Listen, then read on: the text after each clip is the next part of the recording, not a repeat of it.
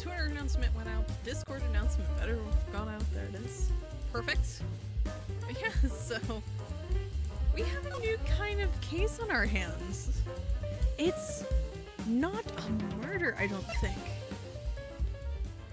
Because if memory serves, and the memory serves me fairly decently, because I was in here recently to, you know, grab a shot for the thumbnail. But it looks like we might be dealing with a heist. The time is 1 o'clock a.m. Beep, beep, beep. That sounds like a safe getting broken into. Maybe. Detective, we made it. Whew. What a relief. Glad the jewel is still safe. Ooh, okay.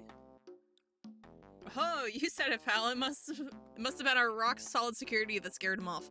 Would you mind opening the safe just to double-check? Oh, Gumshoe, you spoke too soon, mate.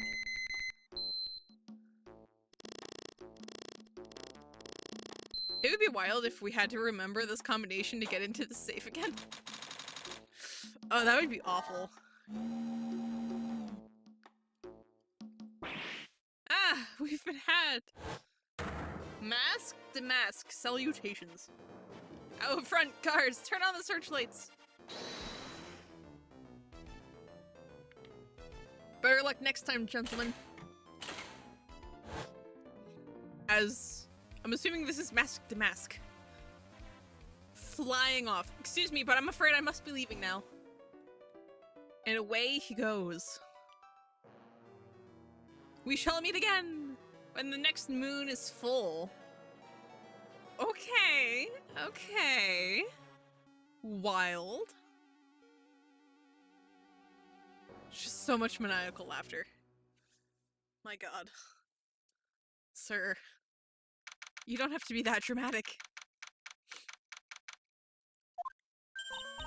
Hey Nick, get a load of this. Hey, are you listening to me? You can clean the toilet later, this is important.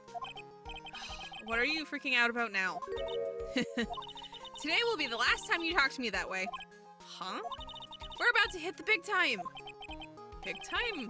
And what do you mean by we? You don't mean you and me are... Don't be silly. I'm talking about me and Pearl, of course.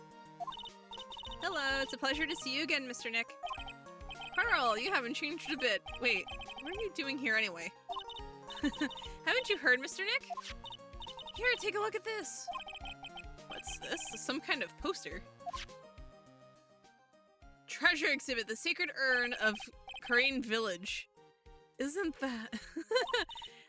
That's right, it's our hometown, Pearl and mine, that is. What's this about treasures from the booties?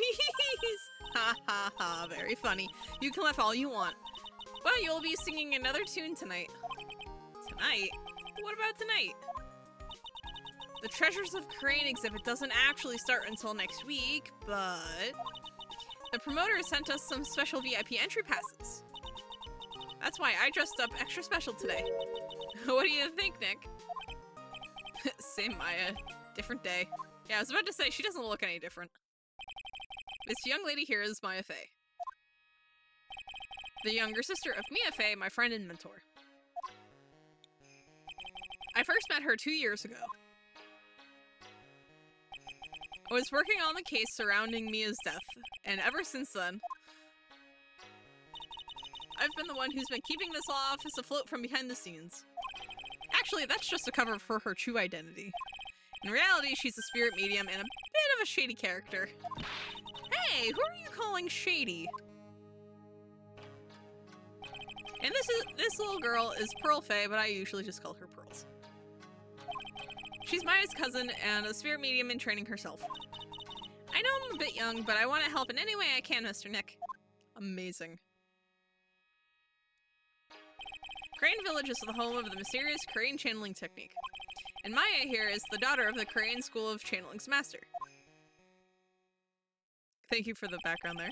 I know it sounds ridiculous, but it's no joke. I've seen her power with my own eyes. It's the real thing, alright.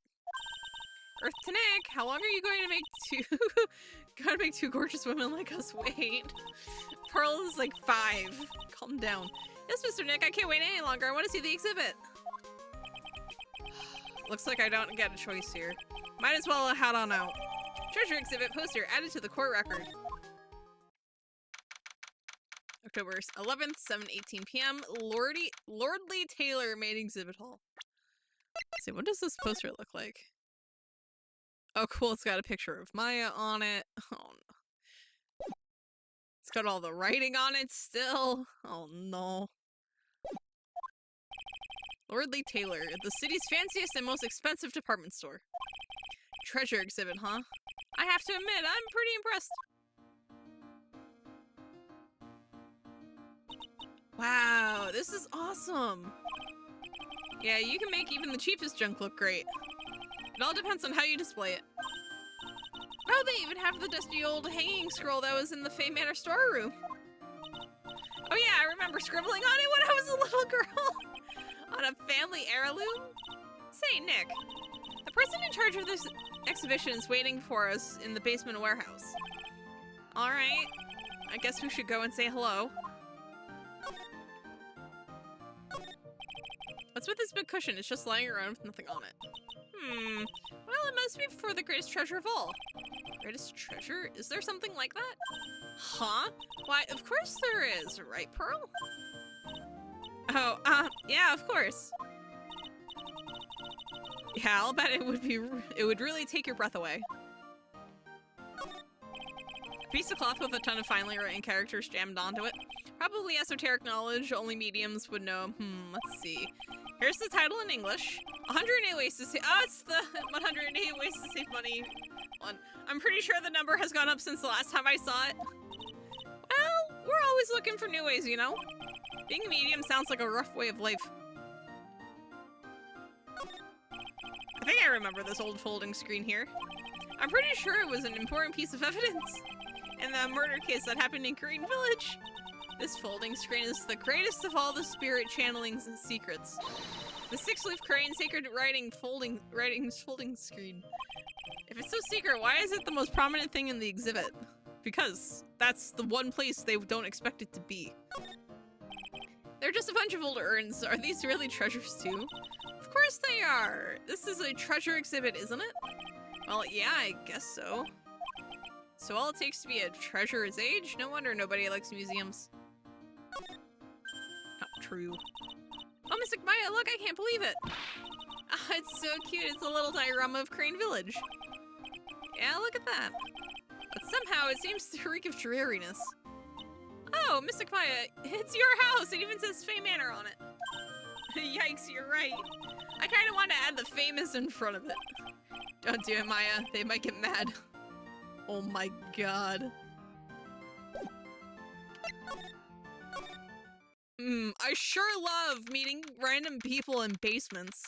This is surely not going to go badly. Yep, this is a basement warehouse, alright? This place is scary. I feel like a monster could jump out at any time. Same. Don't be scared, Pearl. I'll protect you. Oh, Mr. Wright. Heesh. A monster, you were right. Huh? A monster? Good evening. It's good to see you again. Hey, it's Adrian. I know you. Nice to see you again too, little miss. Ah, hello. Is she a friend of yours, Nick? And how do you know her, Pearl? Nice to meet you. I'm Adrian Andrews. I'm in charge of the promotion and planning for this treasure exhibit. Of course she is. I'm also responsible for the security arrangements. Of course she is. Oh, nice to meet you. Adrian sure has changed since we last met. So this is the warehouse. The really valuable exhibit items are still stored away in here. Cool. It really has been a long time, hasn't it, Mr. Wright? Nick, what's going on? Who is this woman? Why are you freaking out on me? What? I just thought it'd be more dramatic if I got all worked up, that's all. Mystic Maya, you shouldn't let him off the hook so easily. Please, Maya, don't say anything that'll needle Pearl further. Mr. Wright was there for me when I really needed help. It was something that happened 7 months ago. It's almost been a year. Lord. You remember, don't you, the Nickel Samurai case? Not really. I was stuck in a dark wine cellar. Did that escape your memory, Nick? After that, I quit being a manager and started this job. Wow, that's tough. I'm sorry, Miss Andrews. If it wasn't for us... No, don't say that. I'm glad the whole thing happened. Thanks to you and everyone else that was involved, I was able to change my whole life. I really am grateful. Whew, that's a relief. I'm really impressed, Miss Andrews. There are like 15 people in the Phoenix Wright universe, and 12 of them have been on trial for murder. Basically, yeah.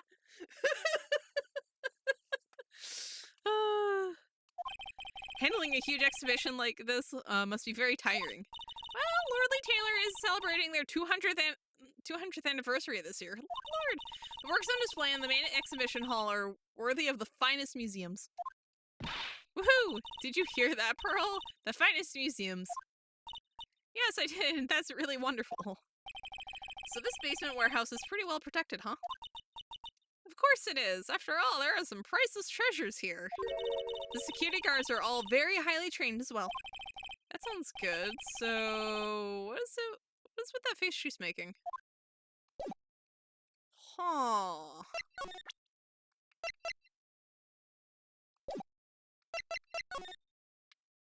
Alright, let's see what's going on here.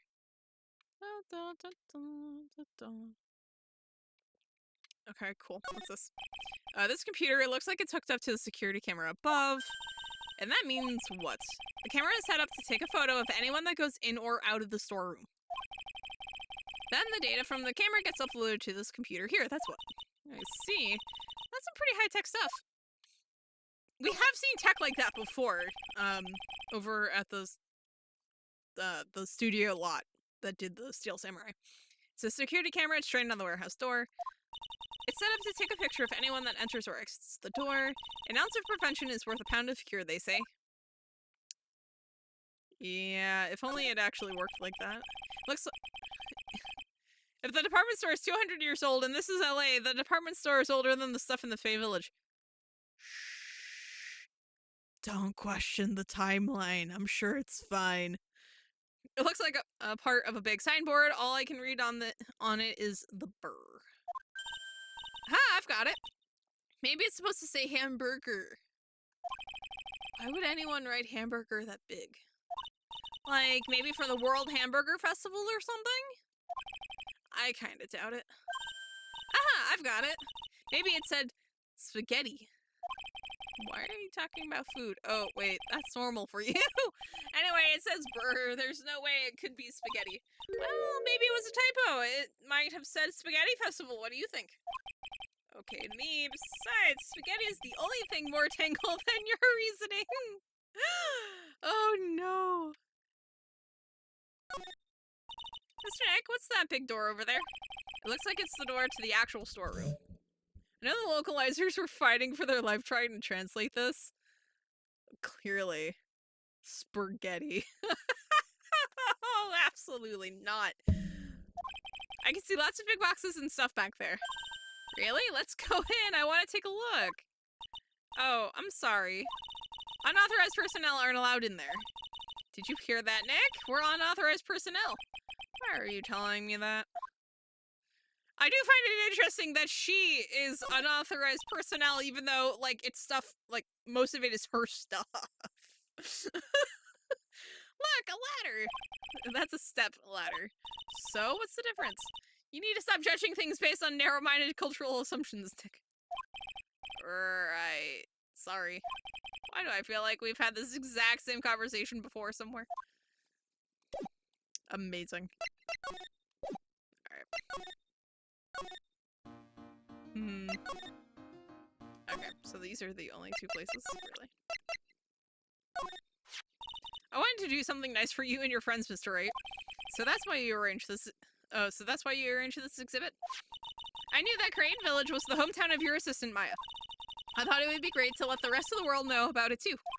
But that's not exactly thanking me, per se, is it?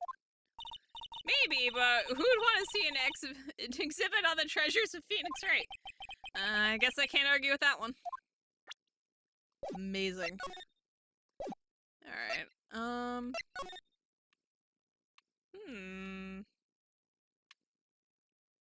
Alright, so that goes there.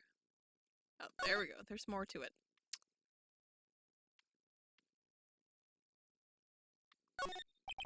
It says organize. Organi.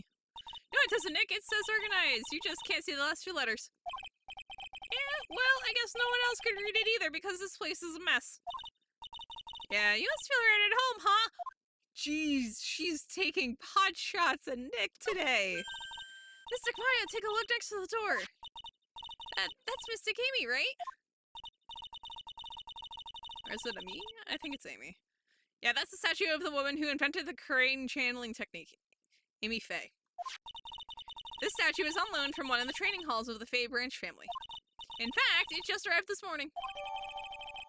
It's a golden statue. It's holding the Shichi Shito?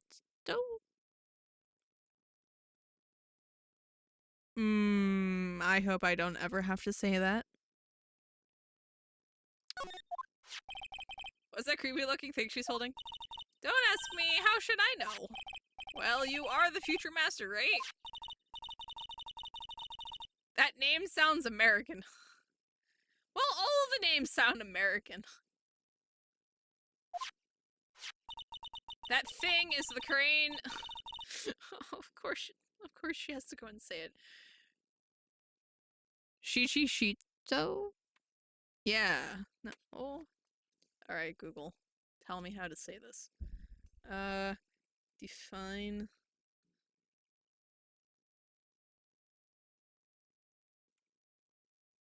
We found the murder weapon. See, you say that, but I have a feeling it's a heist, actually.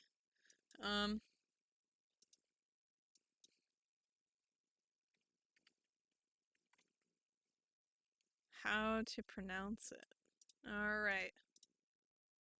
Can I listen to... Here, let's see. Shikishito. Huh. Shikishito. I feel like that's not... I don't know, maybe that's right? I don't know, something about that sounds wrong.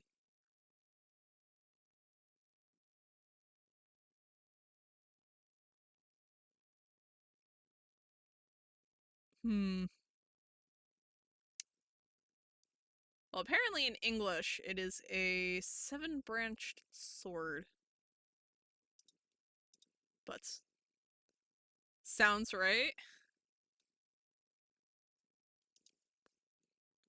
No, it's fair enough.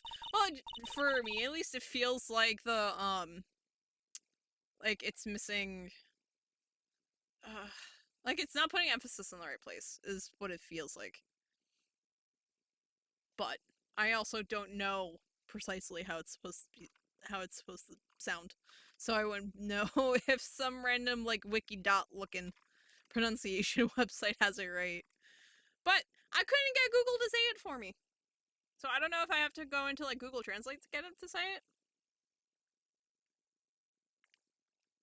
It's not a real weapon, so the blade isn't sharp. Aw, Fooey, I wanted to cut something! What are you eyeing me for?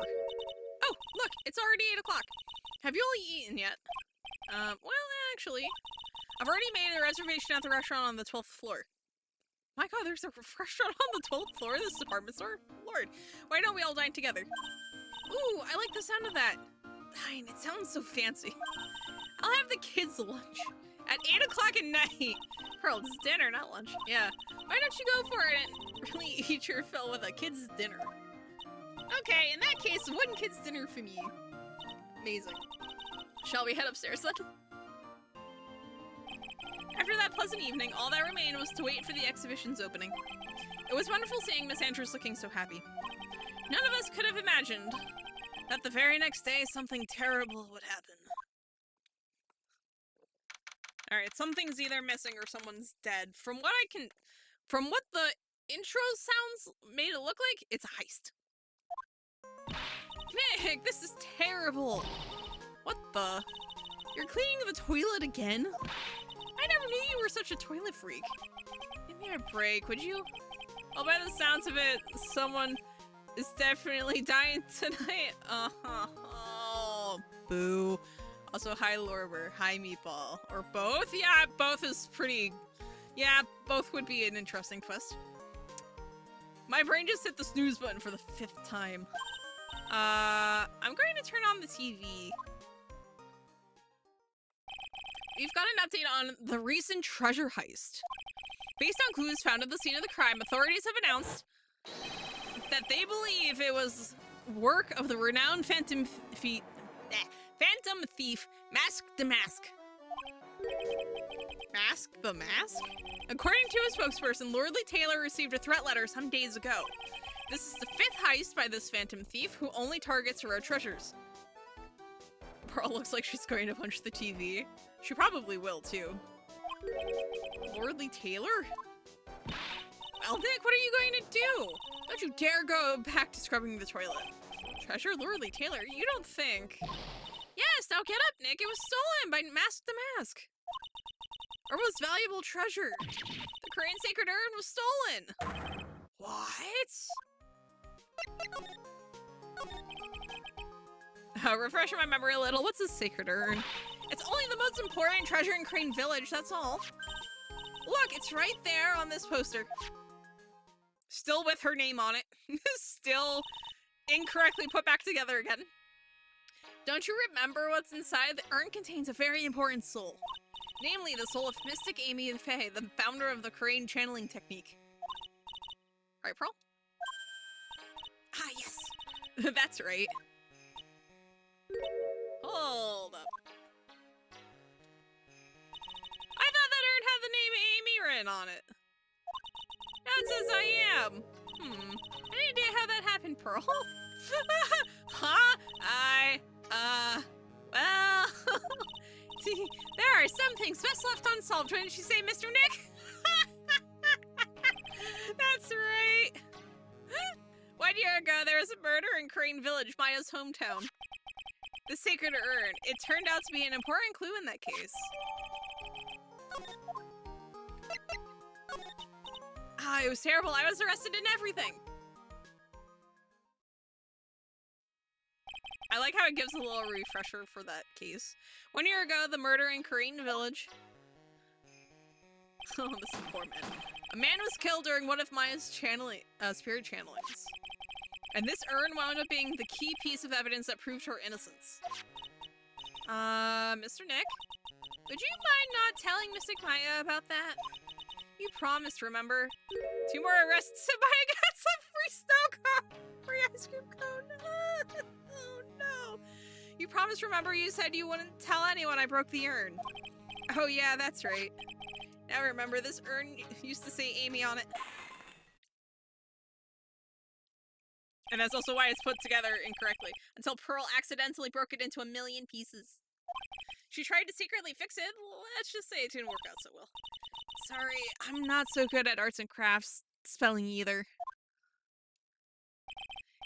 Anyway, this is how her gluing project turned out. She put the pieces together wrong, and now instead of Amy, it says I am. I can't believe no one's noticed this until now, a whole year later. I can't believe it myself. Oh my god. That's hilarious. No one's noticed.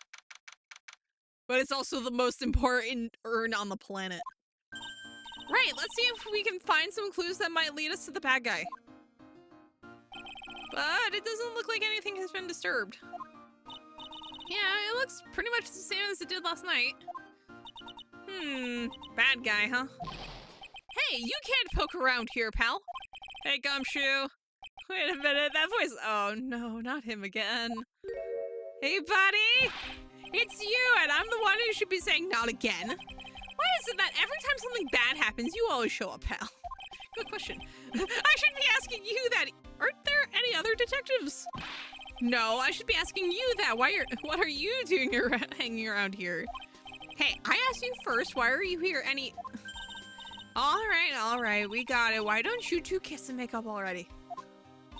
Hello. It's been a long time, Mr. Scruffy Detective. Oh, it's you, little missy. Actually, my name is Gumshoe. Detective Dick Gumshoe. Now's a good chance for you to try to remember it right. And if it's too long for you, you can just call him Dick. Okay, it's good to see you again, Mr. Detail. Oh, no. Yeah, good to see you again, too, I guess. Oh, no. Absolutely not. Why are we like this? Mr. Detective, can you tell us about what happened? Oh, you're trying to remember my name, Atta girl. It's Gumshoe, okay? Anyway, the thief stole something called the Sacred Urn. I know about that. Oh. Well, the criminal's name is Master Mask. I know about that too. Detective, can't you tell us something other than that? Well, I guess I sort of kind of owe you guys, in a way. The crime occurred last night at around 1:30 in the morning. How exactly do you know that? We got an emergency phone call from a guard at the scene of the crime, pal. He said the urn was just stolen. The scene of the crime? You mean here, right? Wrong. That urn was being kept under careful guard in the basement warehouse. Basement warehouse, huh? So who was guarding the basement warehouse? That guy, it's all his fault that the thief got away, pal. He solves one case and gets a swelled head thinking that he's an ace detective. Ace detective?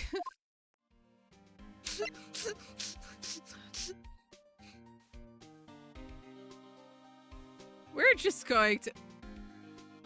What is...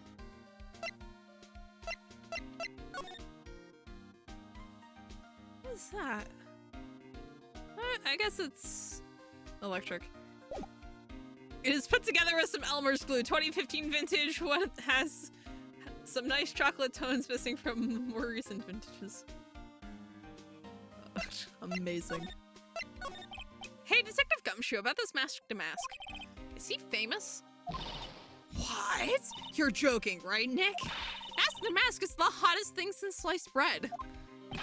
Sometimes he appears as a museum guard. Sometimes he appears as a big brown bear known to surprise unsuspecting victims. But underneath those disguises is the true Mask to Mask. So he's some kind of master of disguise, huh? And he only goes after the finest works of art, pal. Last night was his 5th heist.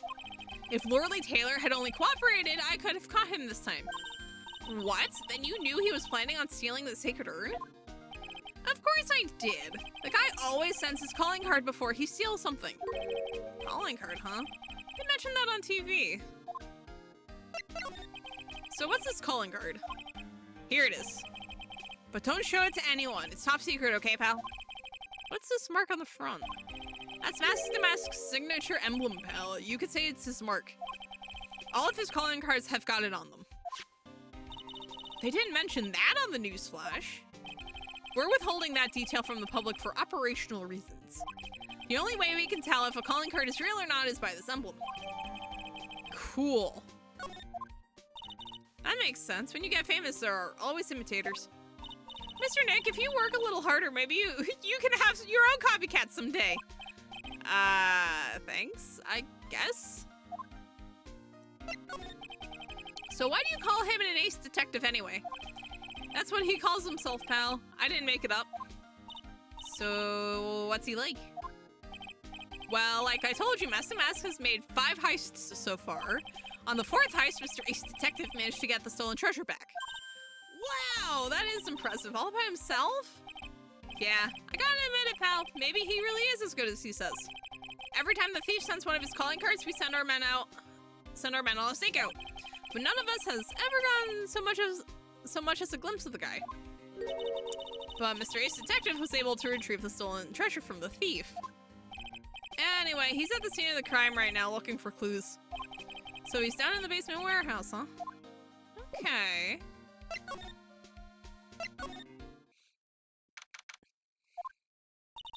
No matter how many times we come here, this place always gives me the chills. That's probably because it's air conditioned to protect the art pieces, you know. Welcome to my private little banquet of chaos. Huh? What the heck does that mean?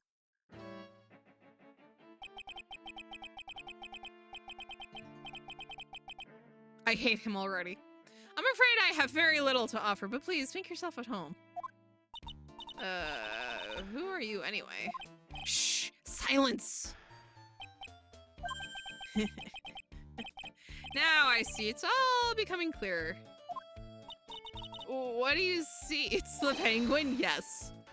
Zvari, the truth has once again been eloquently revealed to me. A lawyer and a spirit medium, neither very advanced at their trade. Am I wrong?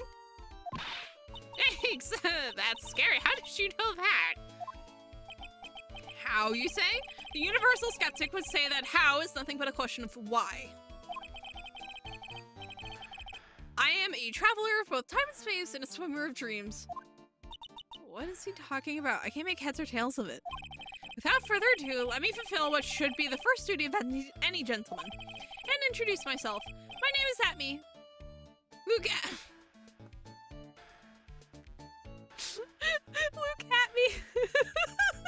Can you skip to the part where Batman punches his face in? I wish. The stupid fur is looking for Ace Detective. Oh, hi? Don't let him intimidate you, Nick. Stand up and show him what you're made of. The name's Wright. Phoenix Wright. Ace Attorney. Oh, we had to get that title drop in there, didn't we? I'm Maya Faye, Ace Spirit Medium. And I'm, Pearl Faye. I'm Mystic Maya's cousin and, Spirit Medium Ace Apprentice. Excellent! Well then, shall we begin our little game? Oh, now he's Jigsaw. Okay, fun. Game, what does the phrase one short of a baker's dozen... Oh, why does the phrase one short of a baker's dozen come to mind with this guy?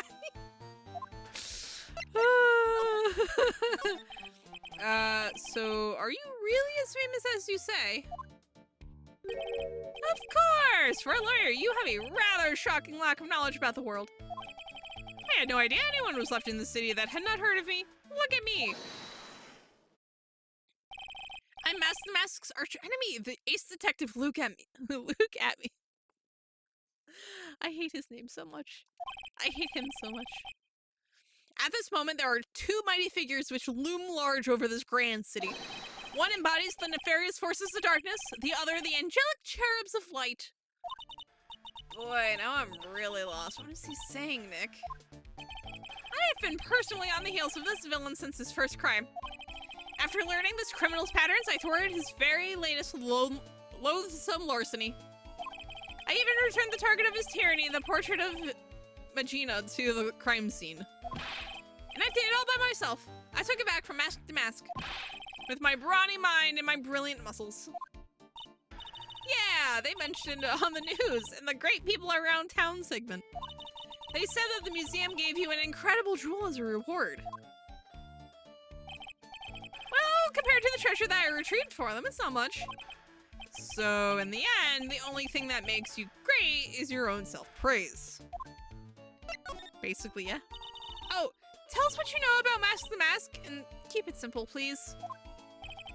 Like about how I have devoted my life to thwarting his dastardly deeds. Last night, here in the bowels of this store, we were locked in a most glorious battle. I see. Huh? Wait. Hang on a second.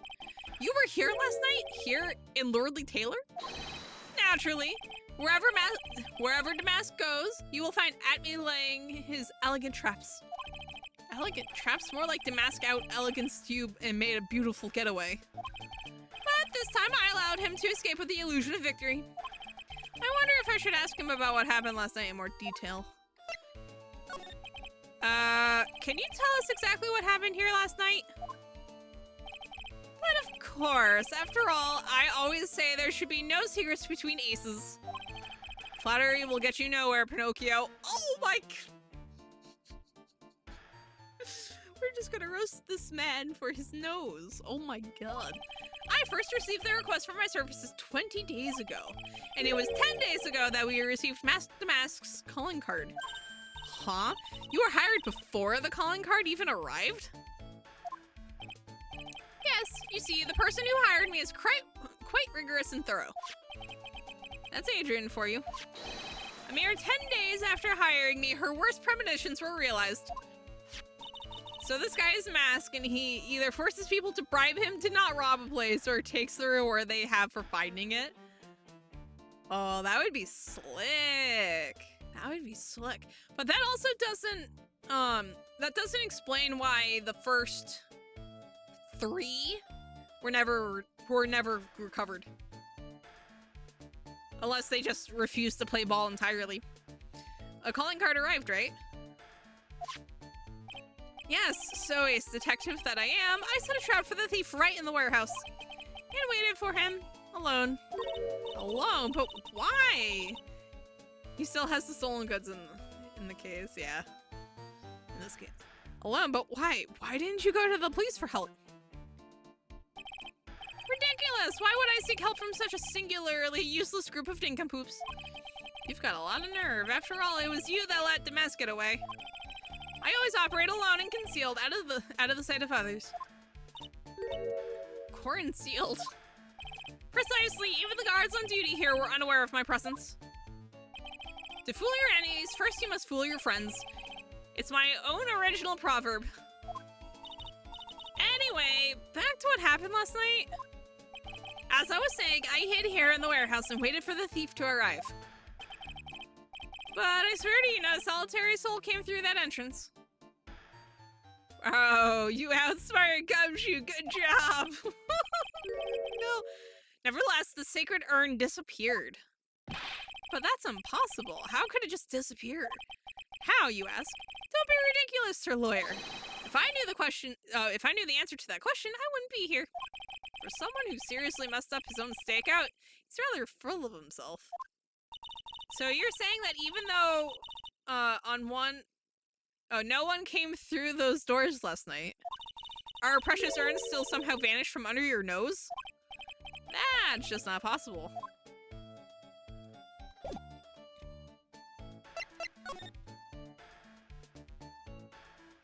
Let's see what we got here. Sir Lawyer, please refrain from such crude behavior. Huh? What? What do you mean? This criminal is an artist! The crime scene is the canvas upon which he paints. Only I, Ace Detective Atme, have an eye which is educated enough to read the signs. Could you translate that for me, Nick? I think he pretty much said don't touch anything, amateurs. If there's something you wish to know about, you have but to ask at me.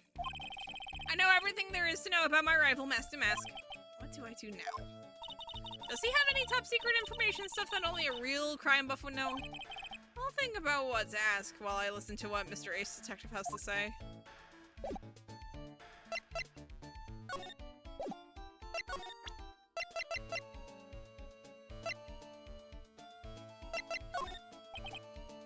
Okay, so he can't help on that. That's fine. A piddling evidence hog, you say? In that case, I'd simply be wasting my breath. Yeah, I guess you're right. Thanks, Maya. Why couldn't you have said I was a rival and not a piddling evidence hog? Amazing.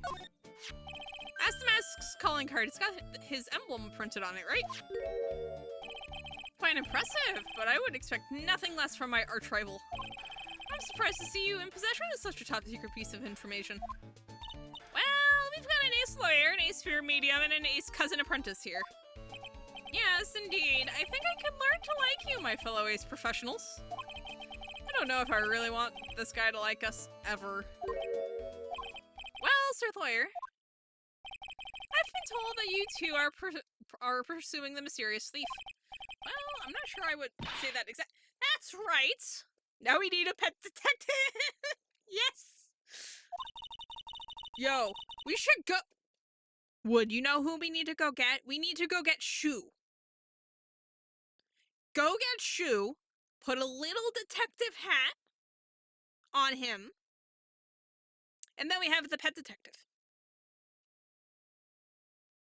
We're going to find the sacred urn no matter what we have to do. Excellent. I will trust you. I permit you to take a look around while I investigate elsewhere. If, perchance, you should discover something of value, return then to my office. My office of earthly delights, the Atme Detective Agency. Office of earthly delights? Well then, Sir Lawyer, if you'll excuse me, I have much to do.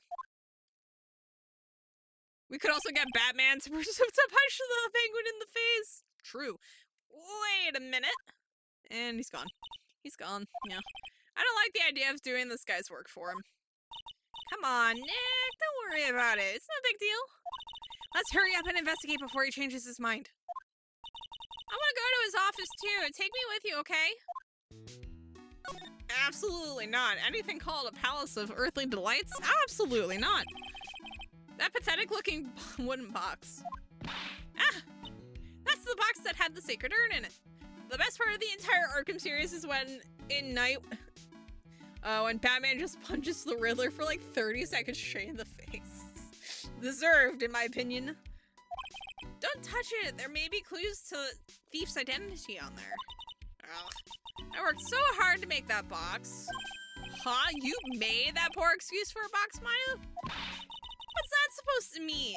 That urn has always been on its stand in the winding way of Fay Manor, so there was no box suitable for it, Mr. Nick. And I was so proud of it. Oh, we made her cry. Poor Maya. Maybe it'd been better if Mask the Mask had taken the box too. What I want to know is why it's covered in paint. Wow, this is awesome. What did Miss Andrews say it was called again? It's literally Seven Branch Sword in Japanese, or so says Miss Andrews. Whoa, it's pretty heavy. One hit 7 times the fun. Pretty catchy, huh? I bet it's like hotcakes. There's something about it that bothers me. Oh, you're really firing on all cylinders today, Pearl. This sword. Wasn't Mystic Amy holding it last night? Ah, you're right. And another thing, the sword wasn't bent last night like it is now. You're right. Awesome, Pearl. I wouldn't expect any less from my little ace apprentice. The sword is bent, so that must mean last night someone used it somehow. Aha! I just thought of something. Maybe Detective Hatme smashed Mask the Mask with it. Like this. Ouch! What the heck? What do you think, Pearl? I think it's even more bent than it was before. Oh man, my head, my hair. Oh, sword added to the court record. Okay, so that hasn't changed.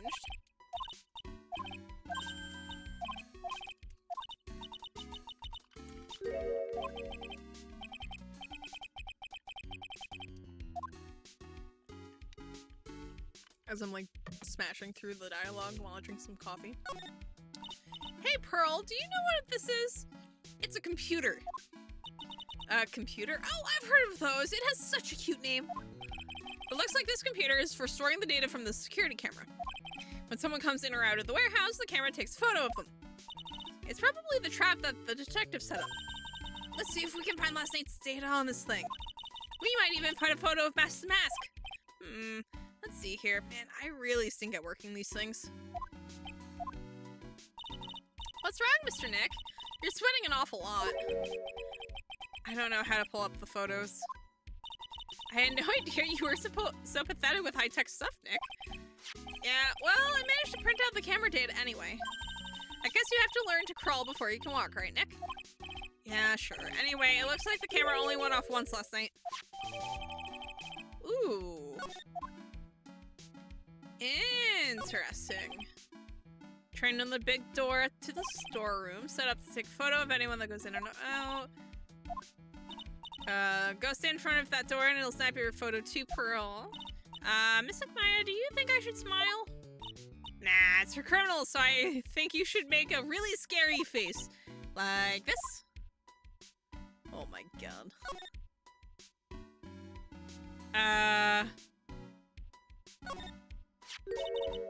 Look what you did. Okay, it is paint. Look what you did, Nick. You spilled paint over here. I didn't do that. Well, it wasn't here last night. I would have noticed the color. I would have noticed the color of this outrageous. But this paint has already dried up. Well then, you should have cleaned it up before it dried, Nick. Paint doesn't dry that fast. Besides, I told you it wasn't me. Looks like it's been several days since it was spilt. Hey, look at this. What is it? There's some kind of shape left in the bottom left side of the stain. Huh? You're right. I wonder what it could be. Wait. This was blocking this, right?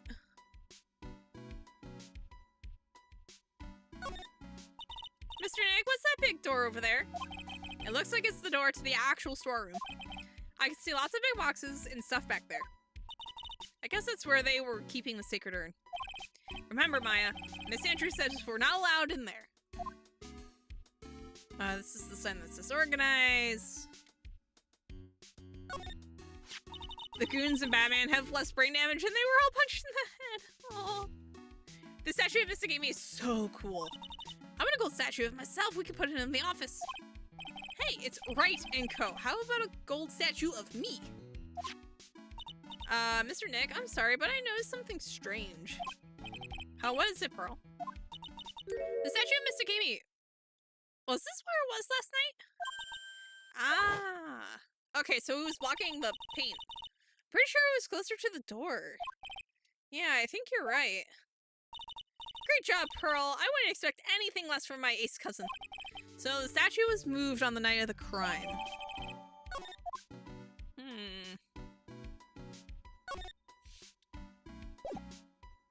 Alright, I think that's all we're going to find there. Let's try the exhibition hall. Hey, Nick, your cell phone's ringing. Hello, Phoenix right here. Oh, hi, Gumshoe.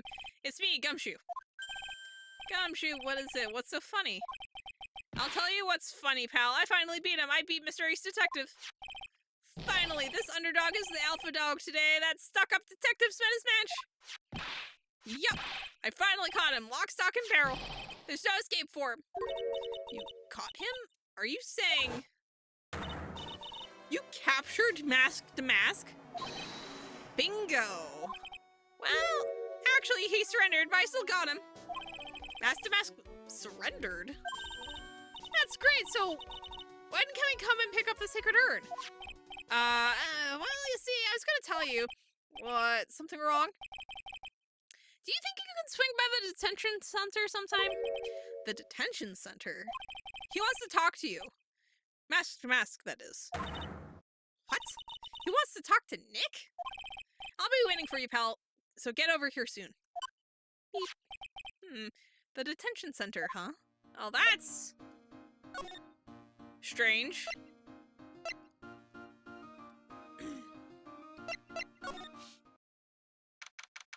I hate everything about this. This is the detective agency. Looks more like the set of some B-grade horror movie. Hello? Is anyone here? It looks like nobody's home. What a waste of time. Hey, I know. Let's take that framed picture back with us as a memento. Don't you dare, Maya. I guess we'll have to try back later. But until then... Whoa, it's a huge hearth. That's a fireplace. So, what's the difference? You need to stop judging things based on oh my god. Actually. Hey Nick, what's this thing here? It's called a gramophone. In the old days, people used to use them to listen to music. You can't be serious. I think it's probably for purifying the air or something. I'll bet you 50 cents. Come on, what do you say? Forget it. You never pay up when you lose. What a creepy painting. It's like he's looking right at me. Maybe we should put up a big portrait of you in the office, Nick. I can even paint it for you. Maybe you can pose while cleaning the toilet? I think I'd prefer something a bit more dignified. Hey ho, what's Bro cooking over in the lab? Breaking Bad reference. You know what? Good question. This desk is literally covered with all sorts of chemistry equipment. Oh, I just love chemistry. Say, Nick, I bet you didn't know this, but water is made up of carbon and hydrogen. No, not carbon, oxygen and hydrogen. Oh? Well, there are always alternative theories, I guess. If by alternative theories, you mean the ones you make up inside that head of yours. Amazing. That's one impressive bookshelf filled with some very impressive books. My Life as an Ace Detective, unabridged edition by Luke at me, Ace Detective. Hey, he's even got one of those ships in the bottle thingies. Oh, would you look at that? There's a little Luke at me doll at the helm. How cute. There's a microscope here too. I wonder if he was researching something. The glass slides have different names on them. This one says at me virus. This guy is just dying to make a name for himself, huh? It's getting kind of irritating, actually. Agreed. Excuse me? Why don't I get to ask about the literal knives stabbed into his wall? Whatever.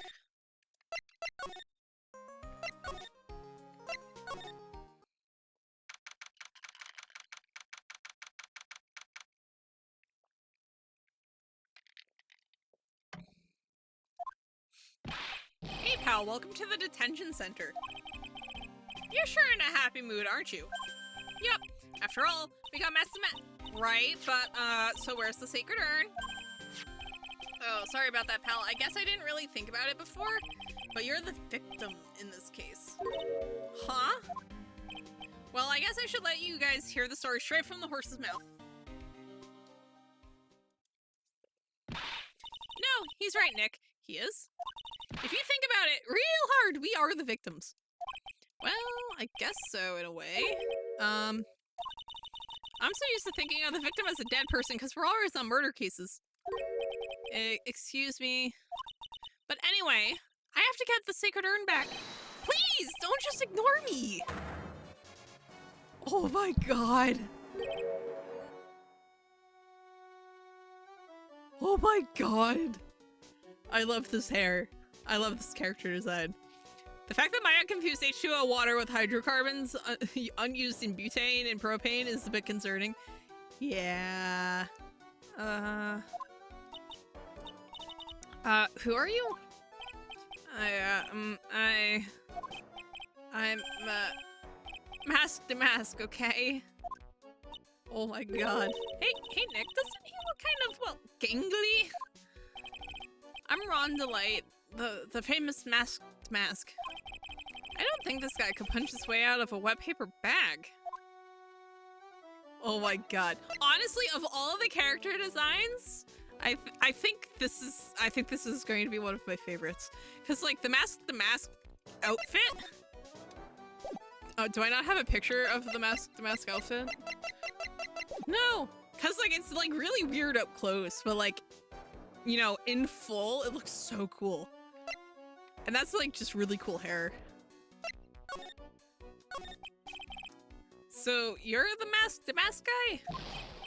Yes, you bet. No, that's wrong. You see, it's complicated. Sort of yes, and sort of no, if you know what I mean. Huh, what's wrong? Well, when I say wrong, what I really mean to say is that it's not right, per se. You see, it's not spelled mask to mask, it's actually mask to mask. I always thought they were a girl. You never know. You know what? Honestly, they're giving me like strong neither vibes. What's wrong with this guy? Well, he's a timid little weakling. We know that much. Don't do that. Don't look at me like that. I don't need your pity. And a major crybaby too. So, why did you give yourself up? Well, you see, it's because, well, I know why. It's because you stole such priceless treasure. And now you're overwhelmed with guilt, am I right? Priceless treasure? That broken old urn? I have a little favor to ask. Yes, what is it? Could you go and talk to Desi? Desi? Who the heck is Desi? Look, we really want our urn back, so where is it? I'm sorry, I'll give it back, I really will. Maybe not. No, I can't. I can't make promises I can't keep. I'll just end up hurting people. Mr. Nick? I couldn't hear what he just said, especially that last part. Mr. Damask, do you think you could speak up a little? Yes, sir, I will, I promise. Maybe not. You see, I'm already speaking in my normal voice, so I really can't do anything. Mr. Damask, about the urn. Oh, yes, the urn, right away. Actually, no. I wouldn't mind telling you, but actually, I'm afraid you wouldn't believe me anyway. Enough already, just tell it to us straight. Please don't yell at me. I'm sorry. That urn, I lost it. What? How do you lose an urn? What did you just say? Did you say you lost it? Yes. No. Maybe so. I mean, yes, I lost it. What do you mean? Well, you know, I lost it, like I said. These things just happen. You're on the train, and you get distracted, and you forget your bag, you know? What? You forgot our sacred urn on a train? Wait a minute, you went on the train dressed like that? No, I was just speaking hypothetically, that's all. Anyway, I'm sorry, I just lost it somewhere. I don't know where. This guy's story is more surreal than a Dolly painting. He definitely has brain damage from Batman. Are you really sure this creep is masked a mask?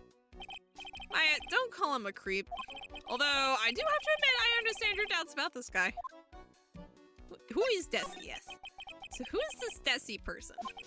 Please don't talk about my wife like that! I guess she must be his wife. Oh, poor baby. I'm sorry, the truth is, it was my wife that told me to have you all come here. Do you think you could go and visit her at my hideout? Hideout? Mr. Nick, what does he mean by hideout? Oh, sorry, naturally, I meant to say my secret base. Secret base? Well, my apartment, actually. Palazzo Pel Pepe, 3rd floor. Let's go have a look, Nick. Temesk's hideout. Something tells me she just likes the sound of the word hideout.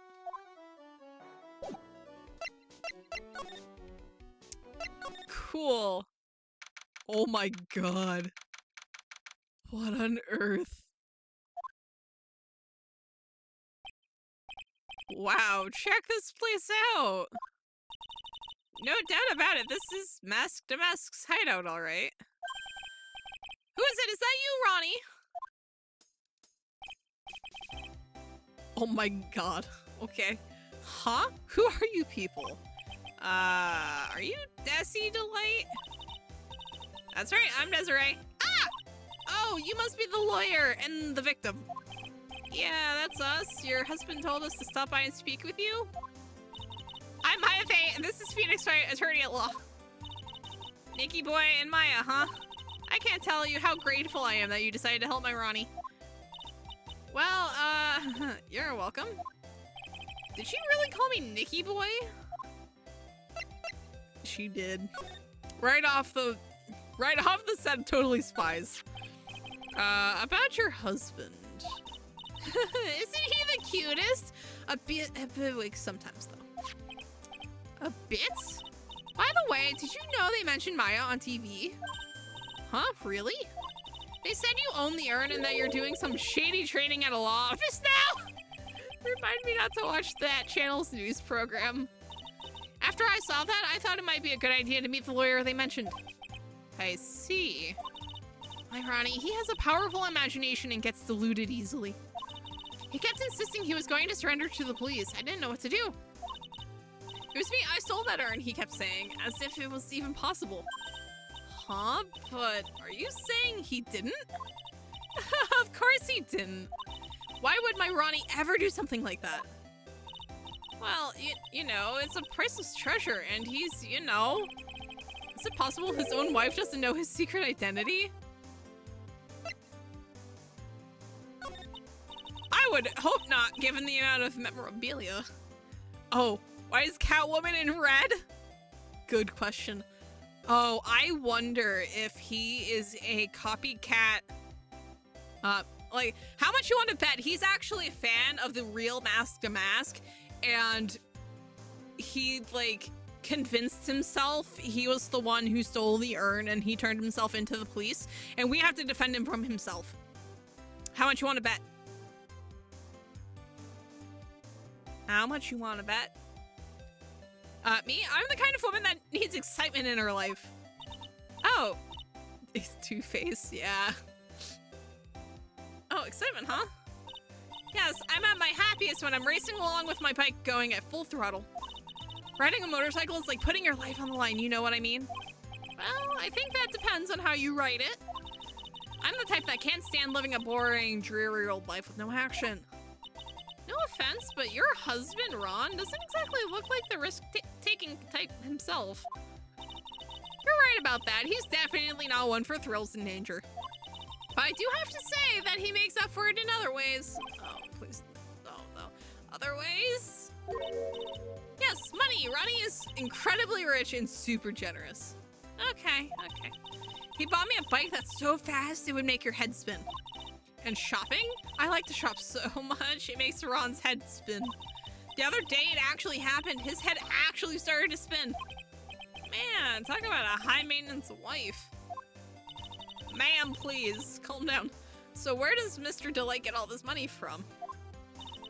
Ronnie is the security guard. They put their lives on the line, right? So they get paid tons of money in return. Tons of it. He's the security guard. I think it's my turn for my head to spin. Huh. Can you tell us about what happened last night? What time did that incident take place again? What time was it again, Maya? Well, according to Detective Gumshoe, it was around 1:30 in the morning. Last night was horrible. I got pulled over. Pulled over? Yes, I always do my best flying at night. Flying, you're talking about your motorcycle, right? Yep. Anyway, last night I got pulled over by a policeman. I can't believe he caught up to me. It was a great chase, let me tell you. When he finally caught me, the poor man was as white as a sheet. It was about 3 in the morning when I finally got home. Sounds like she's got an airtight alibi. Well, what about Mr. Delight? I don't really know. We weren't together at that time of the night. When I got home, he was already fast asleep. So basically, he's got no alibi. Great! Love that for us. Oh, that's so mysterious looking. I love old stuff like this. Really? That's one of our most treasured possessions. There's going to be a whole exhibit at Lordly Taylor with these types of things. I look so happy. She's lit up like a 1,000 watt bulb. Terrific! You can count on Ronnie and me to be there. Sounds like fun. Huh? Oh, yeah. Oops, looks like that light bulb is starting to flicker.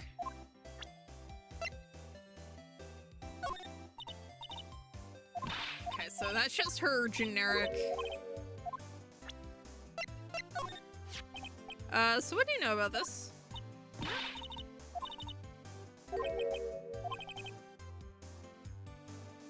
But the way she just said top secret was a worse giveaway than what I did. When I hear the word top secret, it just piques my interest like nothing else. Amazing. Okay, so that's just old stuff. She has no. Oh, actually. What can you tell me about Mask the Mask? About your husband and Mask the Mask? Mask the Mask, of course, I know all about it.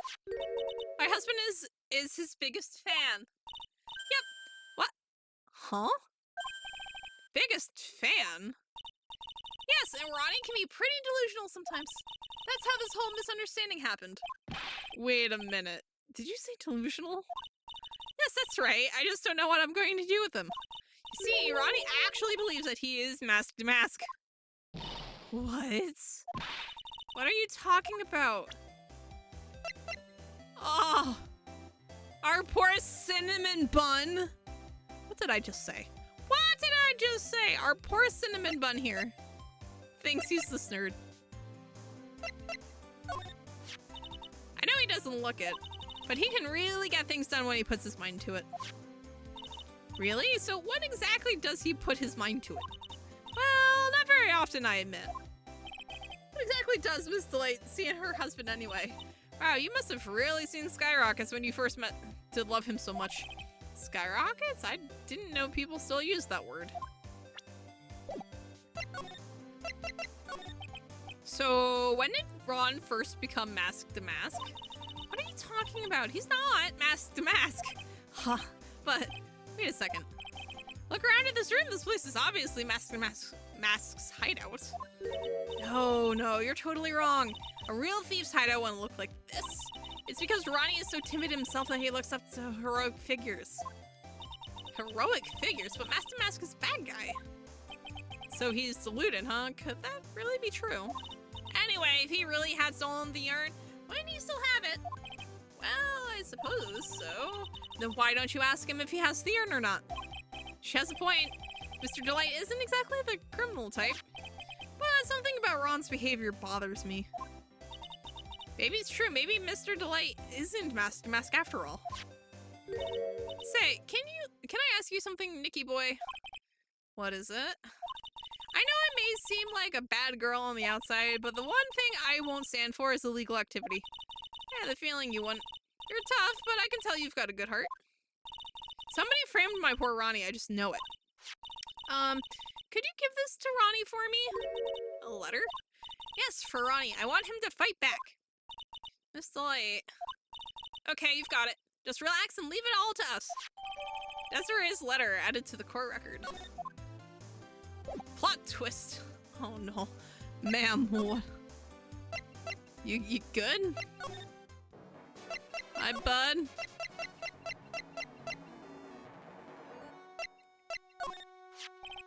Oh, that's right. Here, this is from your wife. Oh, from Desi? Thank you. Letter given to Mask the Mask. Actually, more like taken.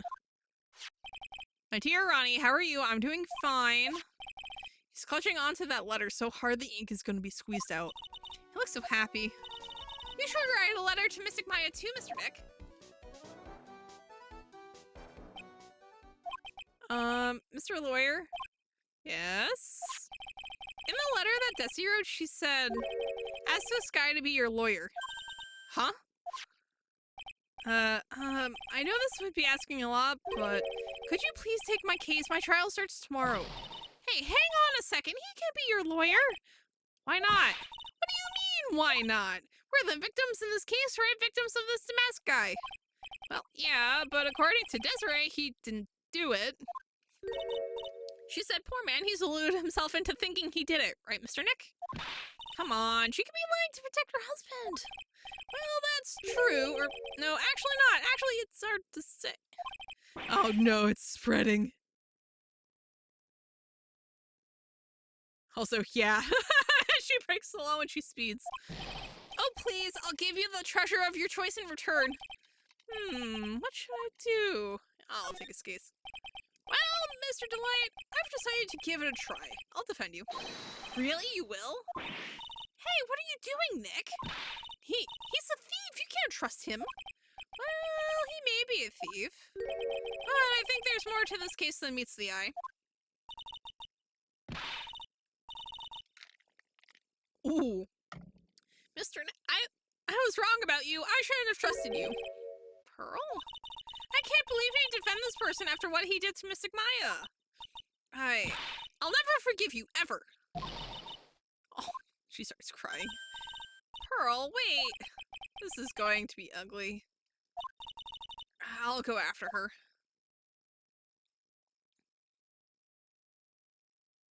Hey, bud. Sorry about that. I didn't mean to cause any trouble. Well, you couldn't have known she'd react like that. I guess I might as well start investigating. Oh, Maya. Where's Pearl? She said she's going back to the office. Go check in on her later, would you? And what about you? Are you okay with me taking Mr. Delight's case? Yeah, I'm fine, Nick. I believe in you. Take my case and I'll give you the treasure of your choice of stolen treasure that I didn't steal. Yes. I think I'm gonna cry. I know you have a lot of work to do. I really appreciate it. Okay, Nick, let's get this show on the road.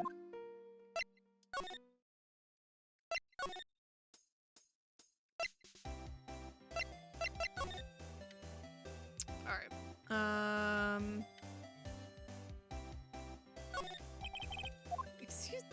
Excuse me, that looks like... Okay. Nick, it's a torpedo? It's hard to believe, but it sure looks real. Where can he have picked up something like this? Please don't say that torpedoes are things people just have lying around. there are a bunch of books lying here. They're all romantic-sounding novels about famous heists and fantastic thieves. Wow, look at all the bookmarks and notes stuck into them. Let's see here. Note, must remember this thief's way of laughing. Very useful. Note, a calling card is an important part of any good thief's modus operandi. Maybe for a gentleman thief, or like a phantom thief, but no. Usually you don't want people to know you were there. Wow, Ron really studied his stuff.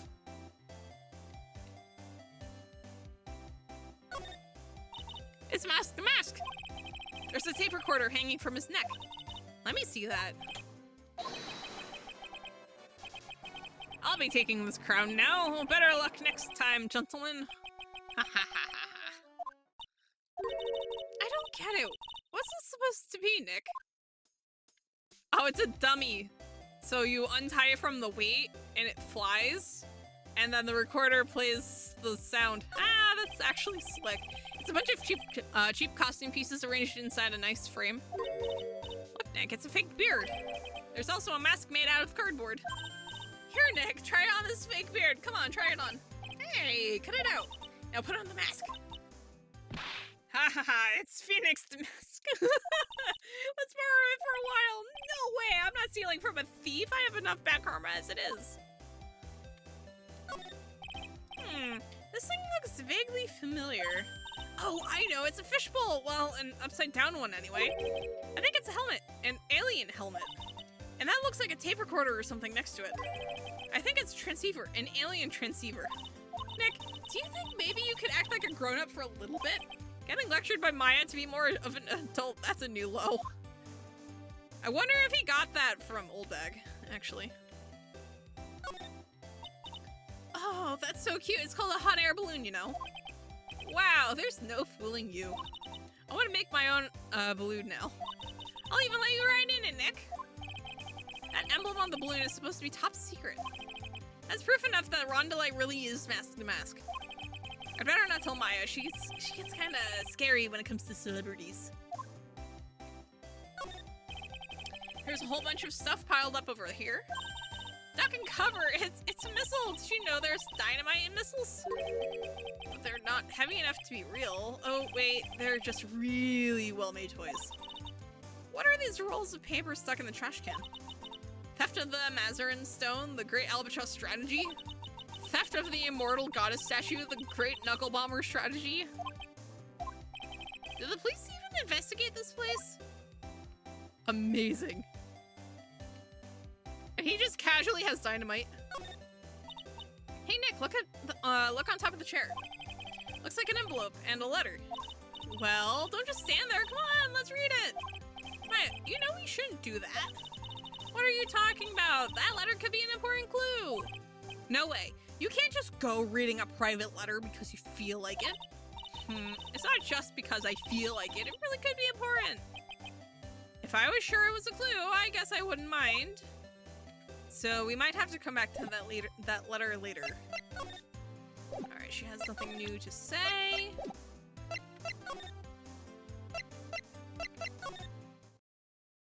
He's still not back? Love that for us. Maya! Oh, Miss Andrews. I'm so sorry, it's my fault. Your precious urn. Your precious urn. Please, calm down. What's wrong? It never ends. Everything I touch ends in failure. Maya, I'm sorry. I'll do anything to make it up to you. No, it's okay. Don't... I know I don't look it, but I'm good with my hands. I can make you another urn. Just saw a random Wikipedia article that sums up this case. You can send it to me on Discord. I need to see. Unless it's like the actual article for the case, in which case don't, but I need to. This feels like pure memes and I need it.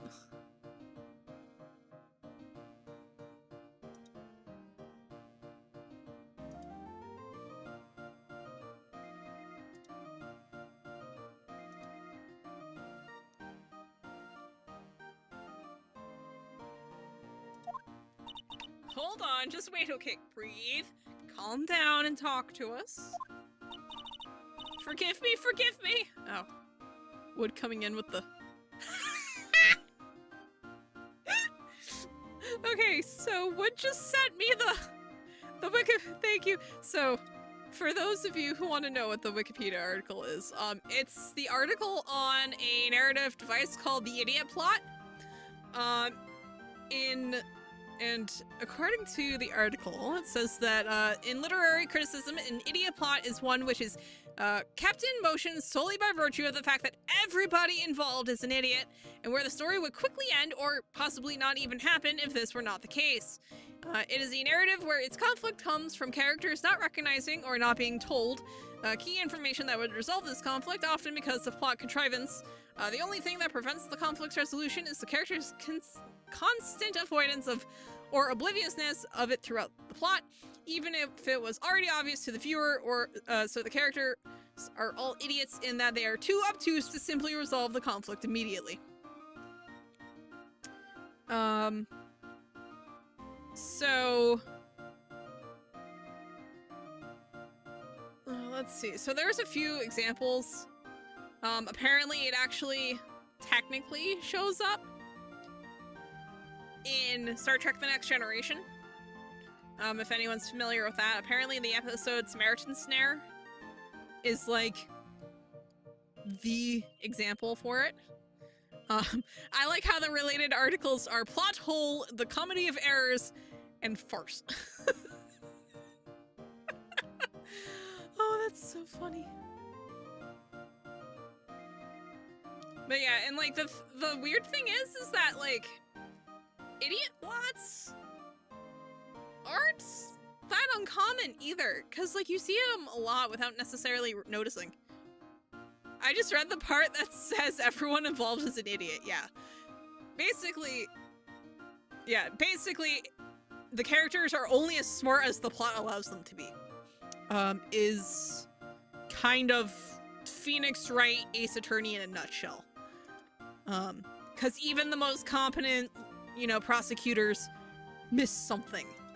Like, they make stupid mistakes because the plot needs them to. Like, Franziska and Edgeworth and Franziska's father all make stupid decisions because the plot needs them to. Edgeworth overlooks something because the plot demands it of him, even though he is supposed to be one of the best prosecutors of his age, Franziska is supposed to have been, like, perfect. Now, granted, her track record is, supported by, forged evidence, so she's not necessarily as genius of a prosecutor as she claims to be. But she still has like stupid logic or like bad logic the moment the plot needs her to not be competent anymore. And I feel like I've seen it come up in other mystery games as well, because it's the easy way of making sure that like you're like the person in like consuming that mystery media feels smart, because they can figure it out, the characters can't, and oh look, you feel good because you've solved something that they haven't been able to. But on the other hand, if it's genuinely withholding information from the characters, odds are it's information being withheld from the audience too, so it's kind of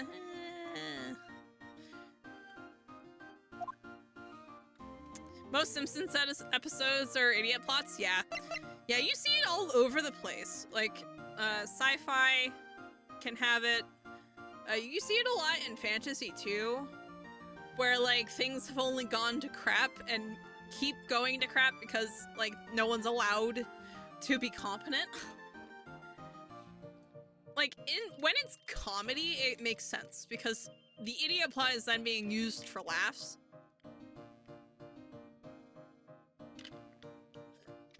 And so long as they don't, so long as they're careful, it doesn't wind up being obnoxious, right? But outside of comedy, you have to be very careful because otherwise an idiot plot is just, everyone's gonna hate it. Because it's like really obvious when people who are supposed to be competent suddenly like take all the stupid juice on the planet. So when did you get the calling card for Mask to Mask? Let's see, exactly 10 days ago. I was going to show it to the police, but that detective stopped me. So you asked Detective Atme to help with security? Yes, in fact, it was about 20 days ago that I hired him. He seemed to know much more about Mask to Mask than the police. So you hired him for security even before the calling card arrived? Well, yes, I had a premonition that something bad might happen.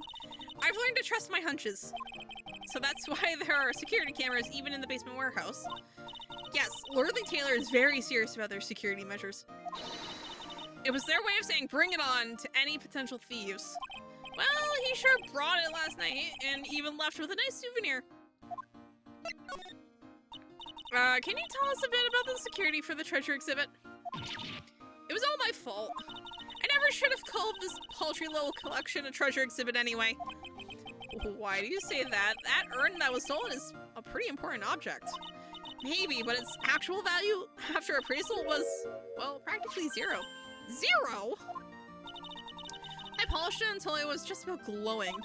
I thought maybe I could make it look more valuable. But that urn contains the soul of Mystic Amy. Anyway, I left all the security arrangements to Detective Atme.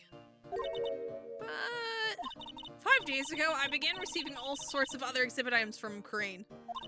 Lots of people started going in and out of the warehouse down there. So maybe one of them was actually Mask the Mask in disguise. No, I personally checked out everyone that came through here, so that's not possible. Knowing Adrian, she probably even checked out what they ate for breakfast that morning. How much you want to bet it's at me? Miss Andrews. I know, it's all my fault. But what's done is done. I'll make it up by making a new urn for you. I'm just wasting my time. She's gone too far.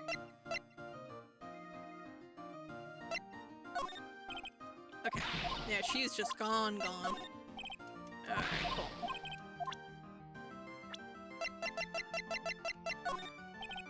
I want to see if she knows anything about people.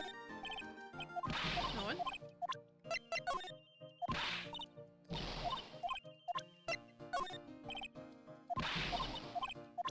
Alright, yep, there's no talking to her over anything at the moment.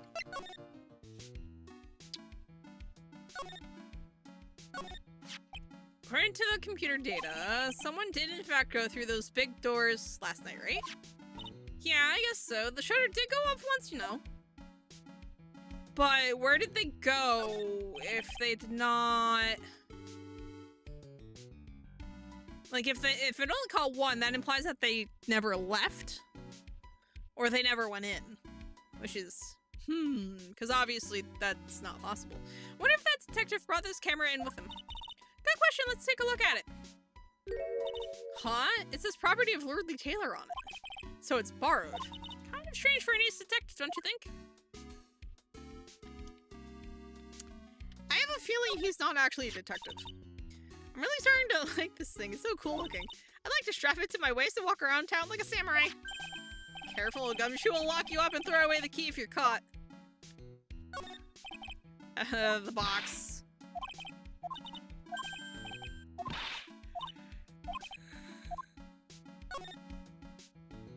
Alright, that's still the same. When we were here with Miss Andrews last night, the statue wasn't where it is now. Yeah, it was right next to the door, wasn't it? Well, if someone moved it, it was probably the criminal. Maybe he didn't like being watched by Mr. Gamey while he stole the urn.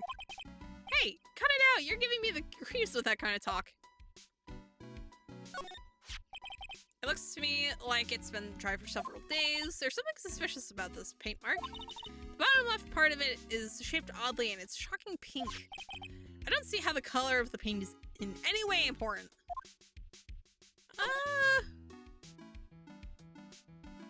Well, it's not used for the sign.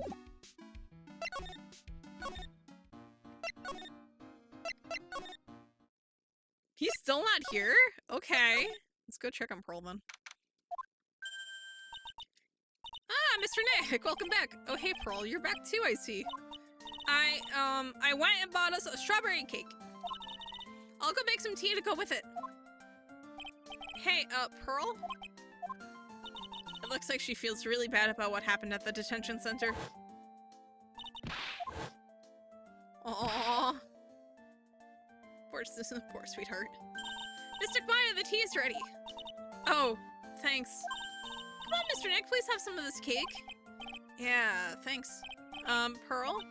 Oh, excuse me, I was in the middle of cleaning the toilet. Why is everyone cleaning this toilet? Why? Hey, it's okay, I just cleaned it this morning. Too late. This might be a good time for me to ask about her. I first met Pearl a year ago. It was when that murder happened at Korean Village. I still remember what she said to me when we first met. You're Mr. Nick, right? You're Mystic Maya's special someone. Hey, Maya, I've always thought it was because she was young, but what? Pearl, I think she's got the wrong idea. About you and me. Huh?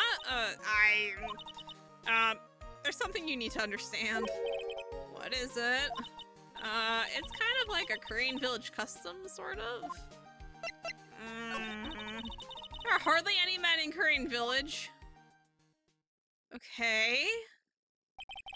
Now that you mention it, I never actually saw any men there when I visited. I'm pretty sure I told you about a long time ago about how spiritual powers run very strong in the Fae family.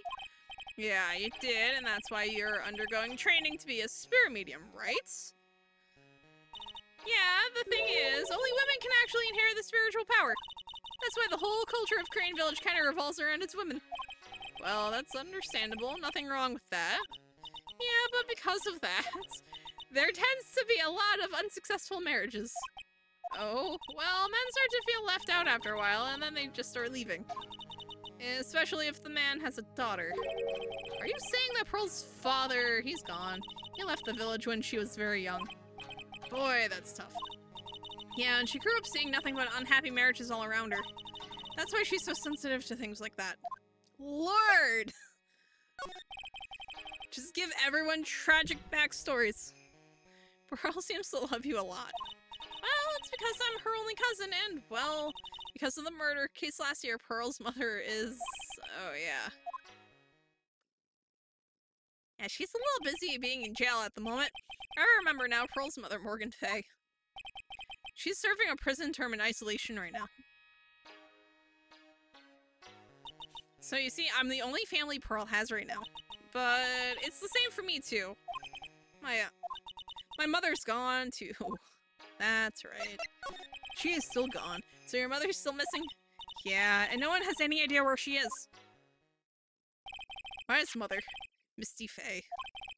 The current master of the crane channeling technique. She disappeared 17 years ago after getting involved in a certain police case. But you're sure she's still alive, right? Yeah, I know she is. It's sort of a spirit medium thing. And if your mother doesn't come back, then what? And according to the laws of the village, I'll become the next master. Mystic Maya, the master of the crane technique. Sounds like a heavy responsibility. Yeah, but there's no one else with the blood of the Fae main family who's a spirit medium. Well, Nick, why don't we go out and start investigating? We're not going to learn anything just sitting around the office. Yeah, I know, but first I want to talk to Pearl. Mr. Nick? Yeah? I acted like a baby. Pearl. I doubted you, even though Mystic Maya trusted you completely. I guess I still have a lot of training to do. Mr. Nick? Yes? From the bottom of my heart, I apologize for what I said. Oh, it's okay. I'm the one that should be apologizing. Well, I'm going out for a little bit. Huh? Where are you going? I may be small, but I still have a lot of spirit channeling power. So I'm going to show you I can be useful too by finding some evidence. Hey, wait up. She sure runs fast. Nick, let's come back off and give her some room, okay? Yeah.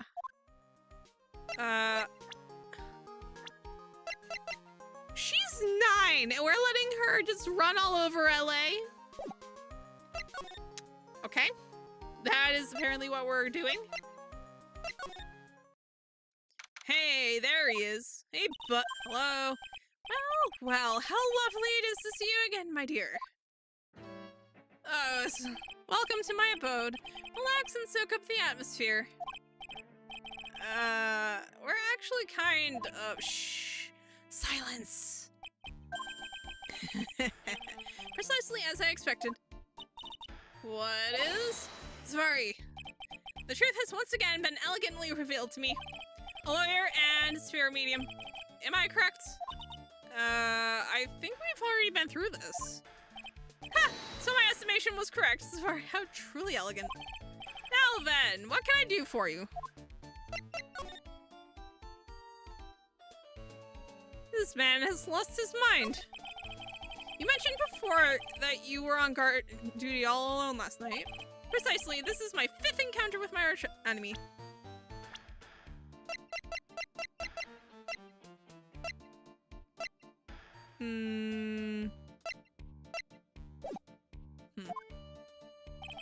I refuse to allow anyone to interfere with the rightful pursuit of my prey. I heard you've been after Mask to Mask since his very first theft. Yes, my dear, I see you've done your homework. In his very first heist, that vile thief pilfered the famous jewel, the Tear of Emanon. Oh, it's actually nice. I first encountered him in the museum's sacred hall, the crime scene itself. So that's why you were hired as security for the treasure exhibit? I'm pretty sure he said that Adrian Andrews hired him. Yes, I borrowed some equipment from Laura Lee Taylor and set the perfect trap. You must be in the security camera. But I thought you were watching the area yourself too. So how did Mask to Mask manage to steal the urn? That's the million-dollar question. What is Mask's modus operandi? Mr. Abby, did you know about the secret urn? I'm interested in only one thing, my dear, and that is Mask to Mask. Sacred urn? That has nothing to do with this case. Wasn't that what Mask to Mask stole this time? I am a hunter, sir. The urn has nothing more than... The urn was nothing more than a lure to catch my prey. Lord, do yourselves a favor. Oh, do you yourselves remember the shape of the individual? I don't think I like this guy's attitude, Nick. Well, anyway, it looks like he doesn't know about the urn. Great. There's something that's kind of bothering me. Please, my dear, ask me anything you like. After all, we are all but seekers wandering alone in the dark. Well, I was wondering how Mask to Mask managed to steal the urn. I mean, isn't it strange that you don't seem to know? Yeah, now that you mention it, it is strange. After all, you were on guard that night at the scene of the crime. Unless you were sound asleep, you should have at least seen Mask to Mask.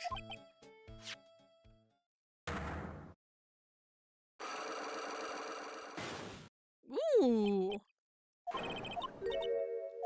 Hi, bud.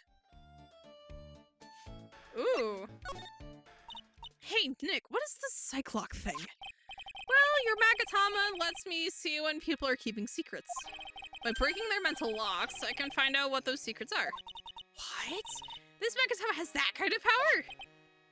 Maya, you're the one who gave me this Magatama last year. Well, it's true that this Magatama is a prized Fae family heirloom, but Pearl was the one that actually imbued it with spiritual powers, right? That's why I don't really know much about what it can do. This is the woman that's going to take over the Korean channeling school someday. So, how do you do it? How do you break the Cyclock thing? Well, you present the Magatama to the person with the secret. Cool, I can't wait to see it in action. Come on, try it out. Oh boy, I think the future master still needs to learn how to be patient. Take that! Oh, he's hiding things. I love this. What is the MO? Detective Atme, you were standing guard at the scene of the crime. There's no way you didn't see Mask to Mask commit the crime. Well, now, I can hardly see why you're so positive about that. Yes, indeed, I was guarding the warehouse, that much is true. But I can tell you for certain that not a single person passed through that door. I'm not sure why, but this Atme guy is lying through his teeth. I know, I'll show him some proof. I have proof that someone went through that door last night. Take that! There was a security camera set up at the scene of the crime. It should have automatically taken a photo of anyone that went through that door. Precisely.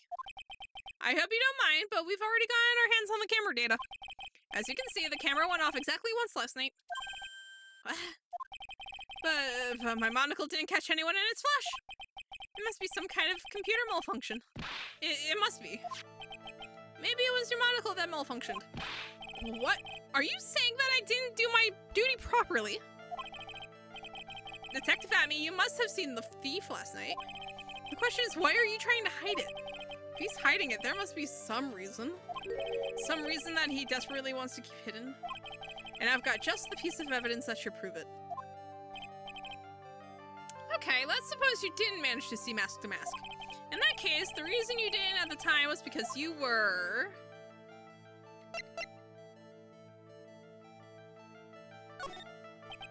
I'm afraid making a guess is not enough. Time to put your money where your mouth is. Show me the evidence. Take that! Detective Amy, you were knocked unconscious by the thief, weren't you? Surely you must be joking. You think that I, Luke Atme, could be knocked unconscious so easily? This sword proves it. That's... Before the theft, this sword was in the hand of the statue of Amy Faye. Furthermore, at that time, it was not bent. There's only one explanation. You were struck on the head and knocked unconscious by the sword. Well, detective, how about it? I'm impressed. You truly are an ace attorney. Dun, dun, dun. Look at us go.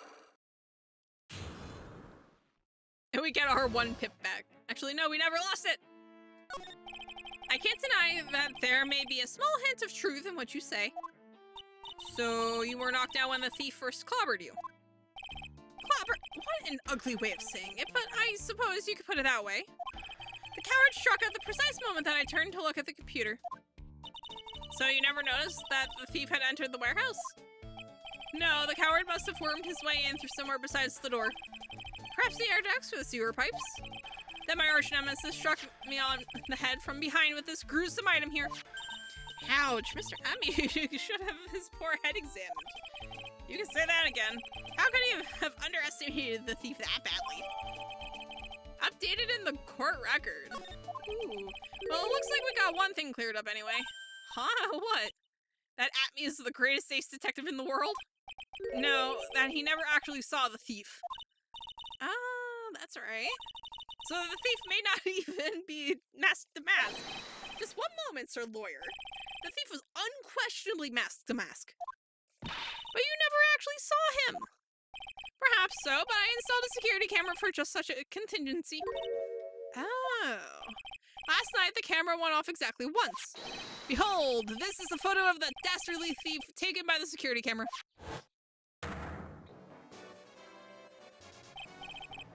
Well, that's him, all right. Yep, that's him. Mask to Mask. The thief can be none other than the arch criminal Mask to Mask. After all, he has a very good reason for committing such brazen crimes. What are you talking about? So, what did you mean by he had a very good reason? Exactly that. Mr. Delight had a very good reason to dress up and commit those crimes. There should be a green envelope somewhere in his room. You'll need to go and investigate. But how would you know about that? Have you forgotten? You're speaking to the finest ace detective ever to walk on the face of the earth. The most brilliant mind since, well, ever. Look at me. Well, I guess we'd better go take a look just in case. I don't like this guy. I don't like this guy. Hey, Nick, remember what Detective Atme said? Exactly that. The green envelope. Go investigate. A green envelope, huh? Looks like this is it. Okay, let's have a look. If you don't want your true identity revealed to the world, come to KB Security at 1 o'clock a.m. on October 12th and bring $50,000. $50,000? This is a blackmail letter? It sure looks like a major clue, all right. Added to the court record. Written with a fountain pen. Oh! Someone's at the door! I'll be right back. Won't take but a second, I promise. Oh, thank you for coming. That's so nice of you. When I see a damsel in distress, I just can't help myself. Please, come on in. I'll make some coffee. Really? Okay, I guess I'll make myself at home, pretty lady. Wait a minute. I know that voice. Oh, Nicky boy, I'm so sorry, but I've got another guest. You're... Nick, it's you and Maya, too. What a fluke. Larry, long time no see. What? You know each other? Nicky boy? Nick, do you and this girl have, you know, something going on? Something? If you mean what I think... I underestimated you, Nick. A gorgeous lady like this? And married too? Way to go, dude. I knew it. Just when things can't get any worse, it's time to cue in the butts. Larry Butts. Ever since grade school, he's been not exactly a close friend, but yeah, we know each other. Hey man, that wasn't nice. I was your very first client. We've got quite the storied history, he and I. And what we used to say still rings true. When something smells, it's usually the butts. Oh, he works for that security company too. Hey, come on now, you're embarrassing me. And in front of this pretty little thing here. So you two are old childhood friends, I see. That's so sweet. You two go ahead and catch up on old times. I'm going to go check on my bike. Nice girl, that Desi. So, how have you been, Nick? Too busy if you really want to know. Amazing. So, what have you been up to this whole time? It's been 2 years since I heard from you. And what's with those clothes? You look, well, weird. Hey man, that's uncalled for. This is my uniform from my part-time job. But I can't believe it's been 2 years. They say time flies when you're having fun. Huh? What's wrong? Nick, I gotta tell you. Women, I don't trust them anymore. You got dumped again? Well, you know Bennifer. I followed her all the way to Japan 2 years ago. That's where I met the famous Caddy Tom and my whole life changed. Bennifer? Caddy Tom? I never heard of either of them. Anyway, dude, Caddy Tom chose Hollywood over me. Can you believe it? Well, actually, anyway, sounds like you had quite the adventure. Women, they're so, oh. But you're different, Maya. You're not like the rest. She's not like other girls.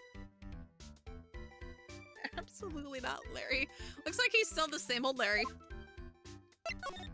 So, what are you doing here anyway? Huh? What do you mean by that? I'm just a natural born nice guy, that's all. Well, actually, I picked up this last night while I was working. A wallet? You say you found this last night? Yeah, it had a driver's license in it, so I figured I'd just return it myself.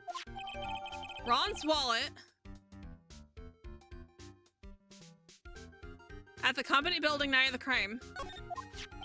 Hang on, let me see that for a minute. I knew it. Desi's picture is in here. Yeah, I guess he really digs his wife, huh? Hey, Nick, it's not what you're thinking at all. No, I'm pretty sure it is. You haven't changed a bit. Aw, no way, man. I mean, she's a married woman. That's just bad news. He really is here just to check out Mrs. Delight. So, you said you found it at your job, right? Yeah, I'm working for a private security company as a guard. Chicks just love a guy in uniform, you know? A security guard, huh? So that's what that uniform is all about. So, what time was it when you found this last night? Huh? Why are you asking about that? Trying to see if I've got an alibi? You're not the one on the hook for a crime this time, buddy. I guess it was around 1 o'clock in the morning on the first floor of our company building. What was Mr. Delight's wallet doing there? Anyway, there's nothing weird about that. After all, he works there. He works there? You mean Mr. Delight? Sure, here, take a look at this. It's right here in his wallet. What's this card? It's a key card for the security company. See? It's got a serial number on it right there. There's no mistake about it.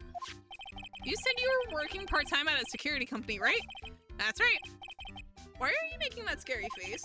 Security company, huh? Something's not quite secure about Larry working there. I need to find out as much as I can about this keycard.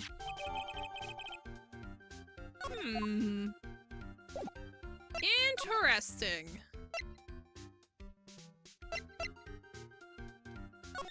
So... that was bizarre little shenanigan in the music there. Let's see. If you don't want your true identity revealed to the world, come to KB Security at 1 a.m. on October 12th and bring $50,000. If you don't, I'll take that red diamond you received the other day instead.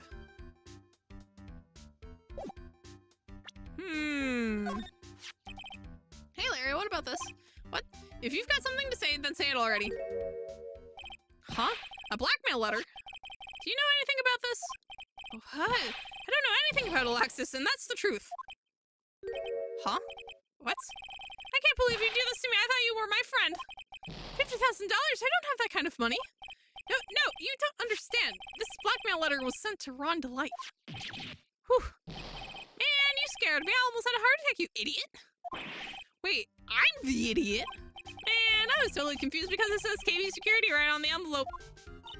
Yeah, so what? That's where I got a part-time job, at KB Security. What? Sounds like I should really find out some more about this KB Security company. KB Security, the company in the blackmail letter. What? You know about it? That's where I work, yeah. In fact, I'm on the job right now. Huh? So what are you doing here then? Well, the boss is away right now, and you know what mice do when the cat's away. Yes, yeah. Anyway, how far away is this company? Let me see, about 30 minutes by car, I guess? Well, if you fly down the road anyway. Well, this apartment building is pretty close to Lordly Taylor, right? And it would take roughly an hour to go from here to KB Security and back. If Ron Delay was at KB Security when the robbery occurred, then whoa. Then he couldn't have stolen the secret urn. Exactly. I wonder if we can go to security. Actually, you know what? So you're sure about this key card? Yep, that's the key card we use at the building I work in. According to the serial number, this one is for the CEO's office. You need it to get into that room, and every time you use that card, it leaves a record. It leaves a record? Yeah, it tells you exactly who entered the room and when. Larry, I need that data. Whoa, slow down, man. Sorry, but that data is off limits to outsiders. If I lost this job, I'd never have a chance with Desi. It's times like these when I wish lawyers weren't so powerless. Aha. Hey, Nick, your phone.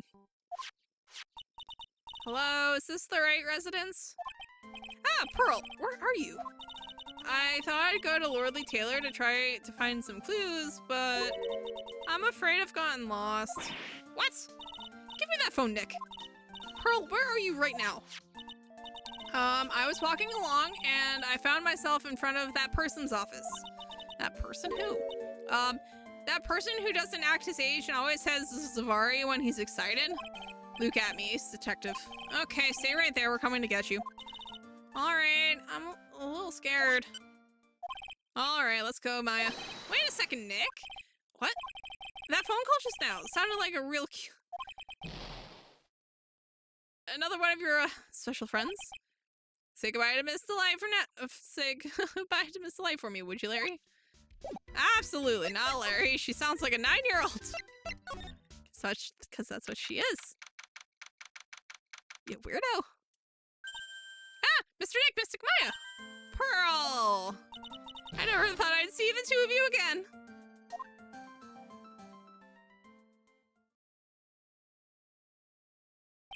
So, is Mystery Detective out of the office? Yes, when I arrived here, there wasn't a single soul in sight. Wait a minute, there's the back here. Say, Nick, doesn't it look like something's changed since we were here last? Now that you mention it... This bag, I'm sure it wasn't here before. It looks quite full. I wonder what could be in here. Hey, Nick, come on, open it up. Hey, Wait a minute, we can't just open his private property. Don't be such a fuddy-duddy. This is an important investigation. That's true, and truth be told, I have to admit I am kind of curious. Well, what's in there? Hang on a sec. I'm taking it out now. Whatever it is, it feels kind of hard and smooth. Well, hello there. He's here. What are you doing, Sir Lawyer? I'm shocked to see a servant of the court ignoring the law so flagrantly. I'm really sorry. Maya made me do it. Nick, I can't believe you. A gentleman never uses a lady as an excuse for his own poor behavior. The real question is, can you afford to waste time lollygagging about here? What do you mean by that? Perhaps I should make myself more clear. Tomorrow's trial. Safari. Shall we say the figurative Sir William will be dropping his... before lunchtime? What? Wow, Nick. Sounds like it's gonna be real exciting. I'm sorry. What? Sir, what are you talking about? And why are you talking about it here in front of me where I have to witness it? What's going to happen at the trial tomorrow that's so dramatic? Do you know what your biggest mistake so far has been, Sir Lawyer? It was becoming a lawyer in the first place. That certainly does sound like a big mistake, Mr. Nick. Tomorrow will be a day to remember. Look at me, will take the stand. And then, sorry, my testimony will prove to be the undoing of the lot of you. Yes, all of you. I will unmask you as the thieves' co-conspirators. Conspirators? You're quick on the defensive, I see. However, it is not I that is your greatest enemy. There is a far more dangerous threat that you will face during the trial. What are you talking about? Sir Lawyer, if you truly are who you say, I'm sure you've heard of him. His name is Godot. Godot? Who is this Godot person? It's not surprising that a spirit medium has not heard the name. Godot, the prosecutor whose equal cannot be found in this country but in heaven. Godot, a legend or myth, men pin a lifetime of hopes on the chance to simply meet him. Prosecutor Godot? But the best prosecutor in the country isn't Godot, it's Mr. Edgeworth. Isn't that right, Nick? It's no surprise that a spirit medium such as yourself would know nothing of this. But Ace Prosecutor Miles Edgeworth is currently traveling abroad. Huh? In fact, it was Mr. Edgeworth who acknowledged Godot as the best in this country. And you agree with that? Most certainly. In fact, you could call him the Lugatme of the prosecutor's office. Well, that's good to hear. The prosecution has a fighting chance tomorrow. Mr. Nick, is this Godot really that strong? I seem to remember hearing about someone like that. Not surprising, some people spend their entire lives idly waiting for his appearance. You have taken a step down the path of foolishness. To try to defend a career criminal who deserves nothing less than the death penalty. Hey, last I checked, no one knows for sure that Mr. Delight really is Damask. My dear lady. Times may change, but people sadly do not. Well, you will understand this when you are more mature. It looks like we're done investigating for the day. Sir Lawyer, the stage has been set and all the pieces are finally in place. All that remains now is for the dance to begin. A new prosecutor, an ace detective, and a thief. This will be one tough trial. As it should be.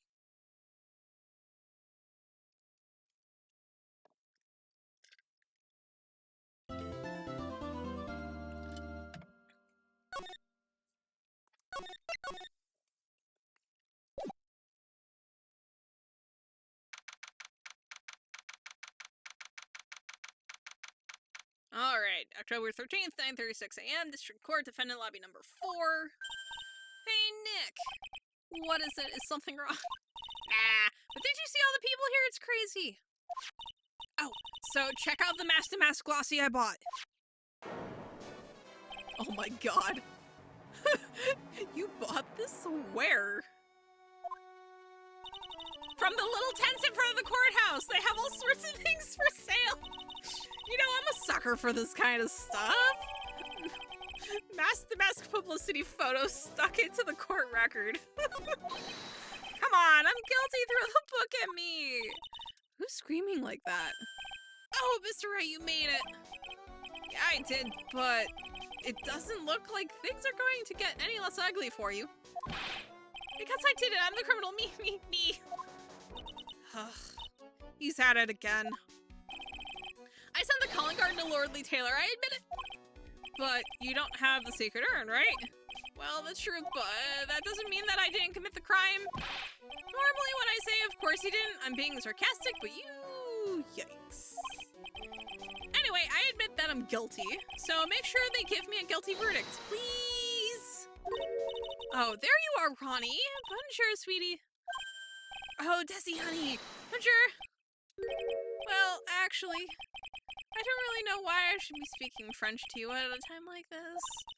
Leave it all to me, Ronnie. I swear I'll protect you. Well, you see, actually, the thief is me. Can I tell you something, Nicky boy? I can guarantee that my Ronnie is innocent. If he's declared guilty, I will be ever so cross with you. So why are you smiling when you say it? Well, if you'll excuse me, I've got some errands I need to take care of. I'm counting on you, Nicky boy. Good luck. Why? Why must you be like this? To be honest, I really don't know whether Ron is the mask or not. But there's only one thing I am sure of. He doesn't have the sacred urn right now. Mr. Delight, it's time for you to enter the courtroom. For the time being, I guess I'll have to trust Desiree.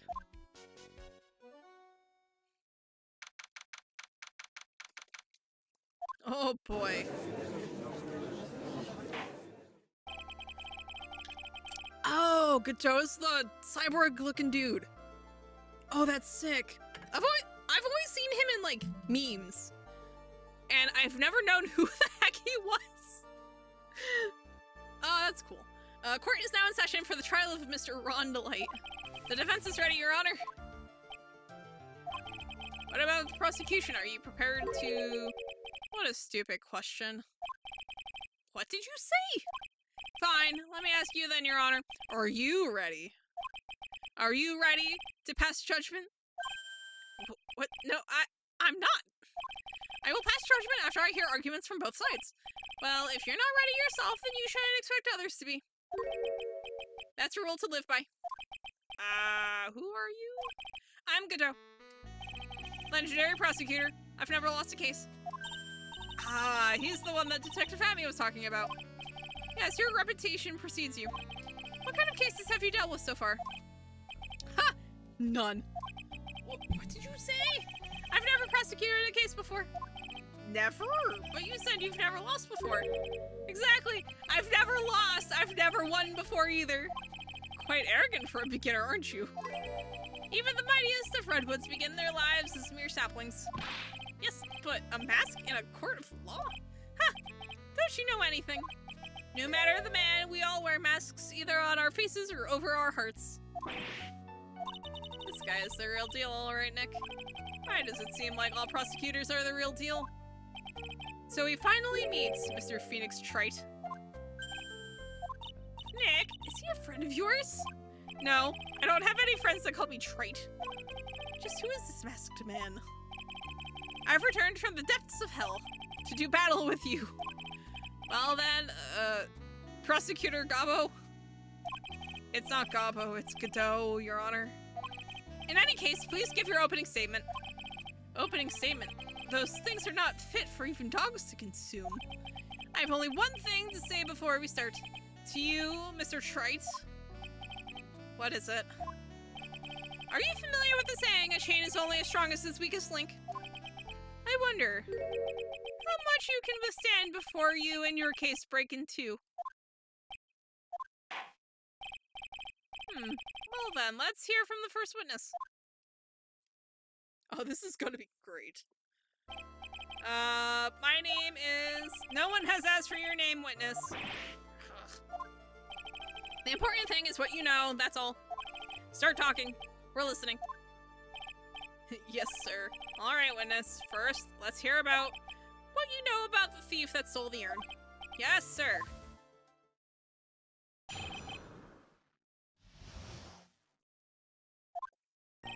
Master Mask is a master thief that first started his crime spree 6 months ago. He's so confident that he sends his calling card before he even commits the crime. This was his 5th heist, and as usual, he sent a card on to Lordly Taylor. His pattern is to always go after only the most precious art pieces. That's why we're sure it was Master Mask, sir. It fits his MO to a T. Except it doesn't, because we know that the face is worthless. Also, what on earth? What on earth has happened to... Oh. How did my bar go flying? Please. There we go. Bizarre. Anyway. Mr. Godot, what are you? Oh! He's a coffee man just straight out of nowhere. I like him already. We're in the middle of a trial here, Mr. Godot. Blacker than a moonless night, hotter and more bitter than hell itself. That is coffee.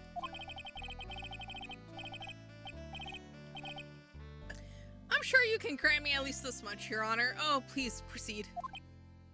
The judge. I like how the judge is like, huh. Very well, it's only coffee after all. What? You can't be letting him slide this early in the trial. Proceed with your cross-examination, Mr. Wright. Well, Nick, what are you going to do? As long as they haven't brought up Mr. Delight's identity, all we can do is show that it wasn't Master Mask who stole the urn. Easy-ish. Okay, started his crime spree 6 months ago, so confident, blah, blah, blah, blah. Alright. We're just gonna press him on everything. Have you been involved in the investigation from the beginning? Yep.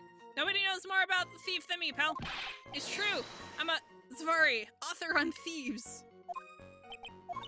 An author? He's written books about thieves? I think he probably meant to say authority. The fact that this guy can slip through even my fingers shows how good he is, pal. It's easy when those fingers happen to be butterfingers! So nobody knows more about the thief than you, huh? You got it, pal, except maybe for the thief's mom, that is. But isn't there someone who knows even more about him than the police? You don't mean Detective Zvari, do you? Who is this person? Zvari? He sounds German. His name is Luke at me, sir. I guess I shouldn't have made up such a silly name for him. What the heck? Guess he's not all that famous after all. Anyway, it's true that he did manage to retrieve the last item the thief stole. Oh, I see. It seems you're not the expert you claim to be. Ugh. It looks like the thief's toying with me even now. Hold it! Have you seen all of these so-called calling cards? Of course I have, except the person in charge of the treasure exhibit never brought their card to the police. So I didn't see this one until after the crime occurred. That's because Detective Atme stopped Miss Andrews from taking it to the police. Is the calling card that Lordly Taylor received authentic? Well, all the cards have one common identifying feature, but we're not releasing that information to the general public. But you're absolutely certain that this card is real? Gumshoe can't say it out loud, but I bet he's talking about the Mask's emblem. This was his 5th heist. His 5th heist and your 5th screw-up, huh? Objection, pal. That ain't fair. Maybe you could say I screwed up 4 times. But this last time wasn't my fault. I didn't know about the calling card this time. You of all people shouldn't be chuckling about this, Detective Gumshoe. I just want everyone here in the courtroom to know something. If you ever get a calling card from this guy, don't call some stupid private eye. Call your local police right away, got me? Wow, it looks like he's really got it in for Detective Atme. Understandable. Hold it! Art pieces like what, for example? Well, his first target was the famous Tear of Emanon. What's that? Some kind of especially salty teardrop? No, sir. It's a blue diamond. A single rare diamond. Next was the Crown of Bangora. You know, the thing you put on your head. After that was the left hand of Hades, and then the portrait of Magina. Sir. Detective Atme retrieved the portrait of Magina and returned it to the museum. And the target of his 5th and last robbery was the Sacred Urn, right? But isn't it difficult for him to dispose of such famous art pieces? Well, we assume he must have some underworld connections. Somehow, Mr. Delight doesn't look the type. Yeah, he's a little too sunny to be hanging out in the underworld. What do you mean when you say it fits his MO to a T? I was thinking of asking the same thing myself. I wish you would listen a little more closely, pal. First of all, there's the calling card. We're 100% certain it's authentic.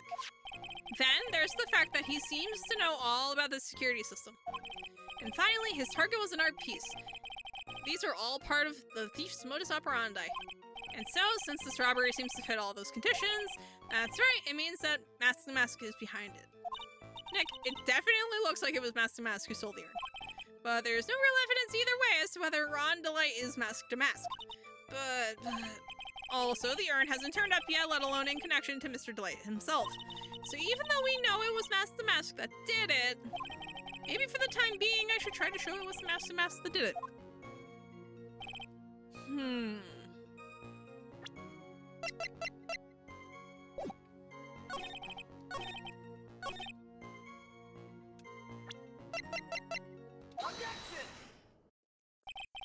I ask you a little something, Detective Gumshoe? Just hearing the little in that question is making me nervous. You said that he always goes after the most precious art pieces, right? That's right, pal. But there's one problem, that's not what he did in this case. The supposedly priceless urn doesn't exactly rise to the level of precious art. What do you mean? Nick, how can you say such a terrible thing? No, I meant from a financial point of view. I mean, it wouldn't fetch a good price. Well, Prosecutor Godot, what is the value of that urn? The appraisers I spoke to said they couldn't attach a price to it. And I mean that in the worst sense. So in other words, it was not the kind of item that Mask to Mask would normally go after. Got him. If I understand you correctly, Mr. Wright, you're saying that the theft of the sacred urn was not the work of Mask to Mask. Yes, that's what I'm saying. Actually, all I did was point out the contradiction. The argument made itself, but... Well, first of all, we need to get this issue cleared up. Was this last robbery the work of Mask to Mask or not? What do you have to say about this, Mr. Godot?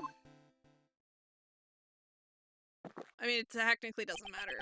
This coffee here, it's my own special blend. I call it Godot number 107. I'm trying to decide whether to cut down on the acidity or the bitterness. That's the only thing I've got on my mind right now. Mr. Wright. What? If you're really a man, you should clean up your own mess. Sorry, but I don't get what you mean.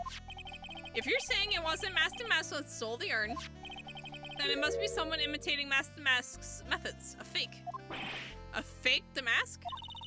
Fake Damask? That sounds so ridiculous, but I like it. Another coffee just slides in. Now, before I decide on my coffee, I believe some proof is in order, Mr. Trite. Proof that the person who appeared at Lordly Taylor that night was actually a fake. Though I don't approve of Mr. Godot's behavior, his point is valid. Mr. Wright, we're waiting. It looks like I'm going to have to prove it. I need proof that the person at Lordly Taylor that night was in fact fake Damask.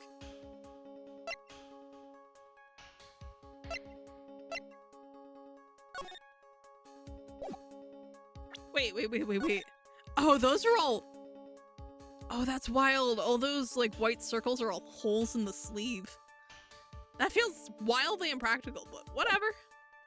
Whatever. Oh, actually... Huh. Okay.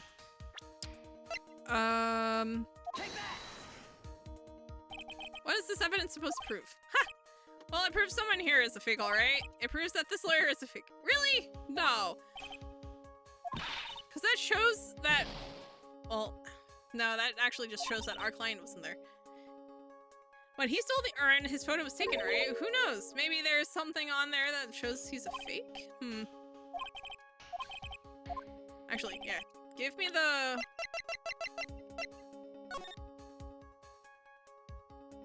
Oh, yeah. No, he's missing the... Oh, yeah, no, he's missing the thing at his neck. Because if we match that up with this photo... Yeah, he needs that big thing at his neck.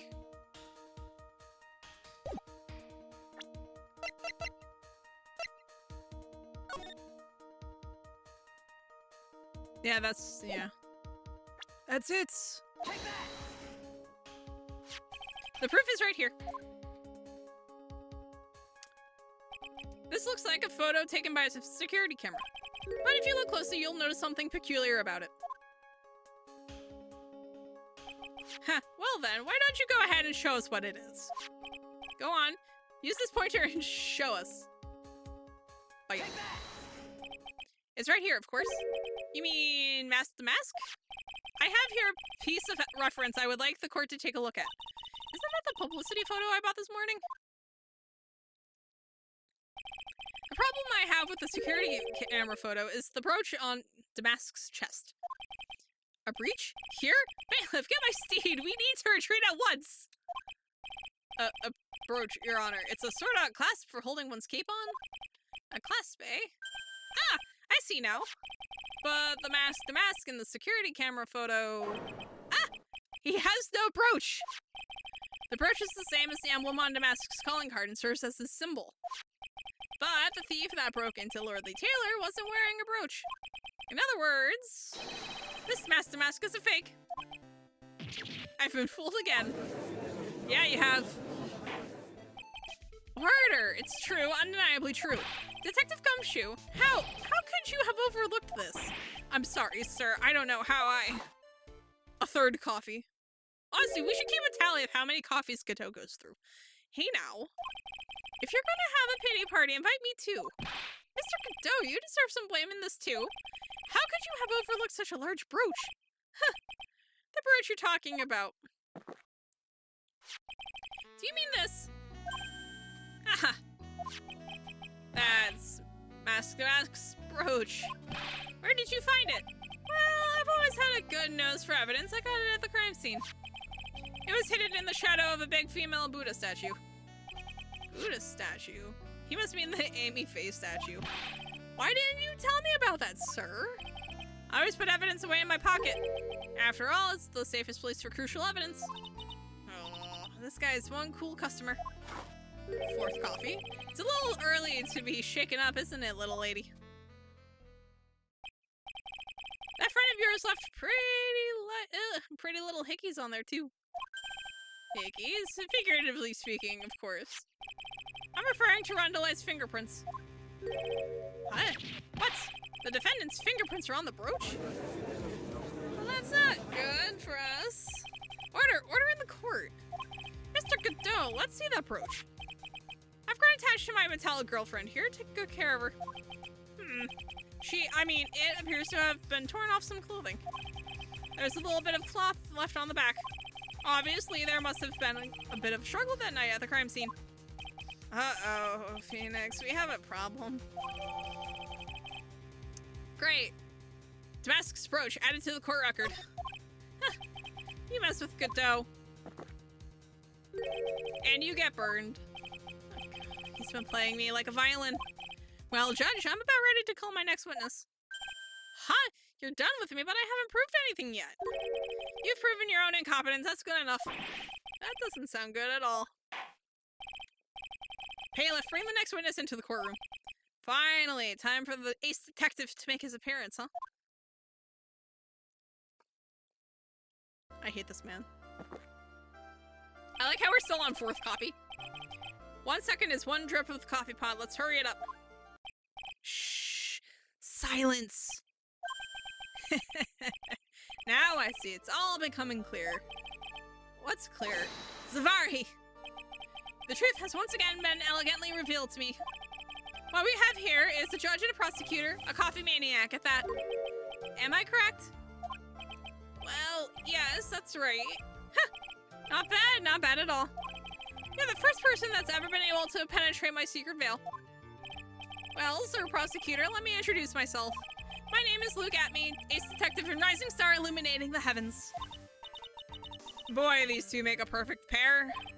They'd either be best friends or they'd tear each other's heads off. I've heard that on the night of the crime you were all alone on security detail. You have heard correctly. My specially made monocle is worth more than 100 Detective Gumshoes. If Detective Gumshoe was worth anything, that is. Whew. Ouch.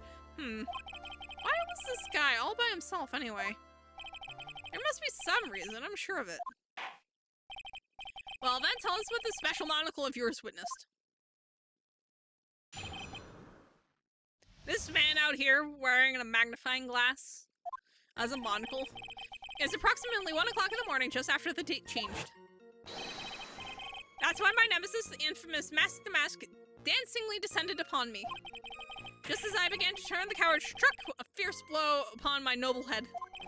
Darkness swallowed me before I could land a single strike. When I awoke, he was gone. 30 minutes later, I used an emergency phone to notify the police. So you didn't get a clear look at the criminal. My specially made monocle never misses a thing. However, that is limited to things that fall within my own visual range. But of course, that's only natural. I fail to see why the witness seemed so proud of his performance that evening. Well, Sir Old-Timer, let me explain. We're not speaking of any ordinary thief, but of the King of Thieves, the great Master Mask, my arch-enemy. That is what my instincts and my years of experience tell me. Very well. Proceed with the cross-examination, Mr. Wright.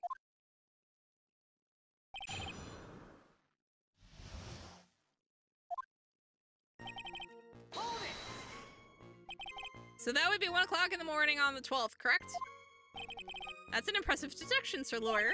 You were on security duty that night. Where exactly were you at the time? A penetrating question. I was in the basement warehouse near the computer.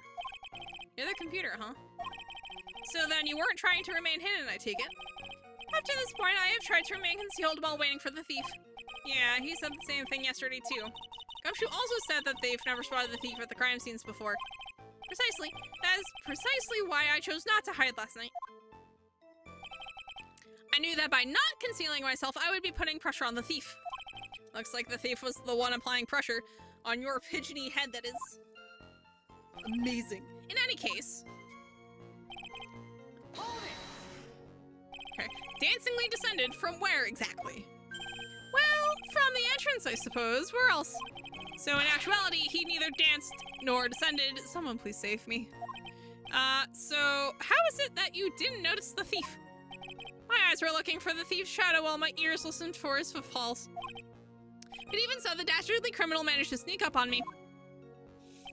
It can only be due to his subtly camouflaged cape and soft-soled shoes.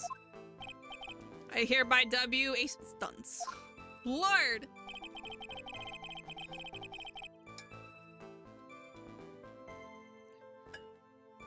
Just as I began to turn... Hold it! Alright. You didn't see the criminal's face when that happened? Well, that's the difficult part. How should I put it? When I saw his mask, that's all that I can recall.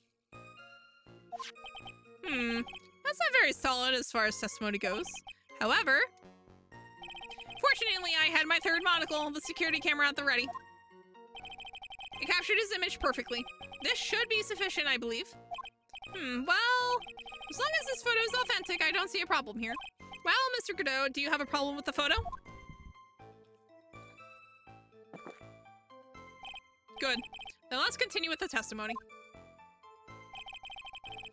Hold it! Attacked and knocked unconscious, and you weren't able to do a thing. That's certainly some very impressive detective work. Well, Sir Lawyer, have you ever been suddenly struck on the head? Huh? Well, actually yes, by a fire extinguisher. And what happened? I was knocked out, and you lost your memory too. You see, you have no right to look down on me then, do you? The only reason I didn't lose my memory was because I have more brains to begin with. He may have brains, but the wiring to the self-reflection part seems to be severed. In any case, that was how I was knocked senseless, and then... Hold it! About this 30 minutes. My silver cord was loosened and my soul fled to the golden halls of Elysium. As usual, I have no idea what this guy's saying. I think he's saying that he was out cold. So, what happened during these 30 minutes? No one can say, Your Honor. That span of time has truly vanished into the aether. Just what is he going on about? There's something suspicious about Detective Atme. How could he not have noticed when the thief came in? Also, he says he was knocked unconscious before he could fight back, but that can't be right. It contradicts the evidence. Huh, which piece? The real question is, why would he tell such an obvious lie?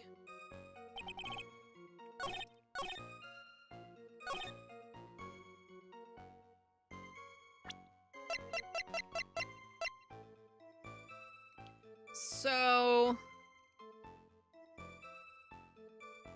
he was struck in the back of the head, right? Let me see what he has to say on this again.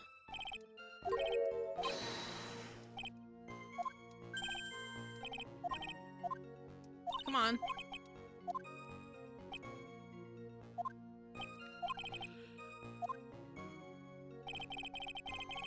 Mm-hmm.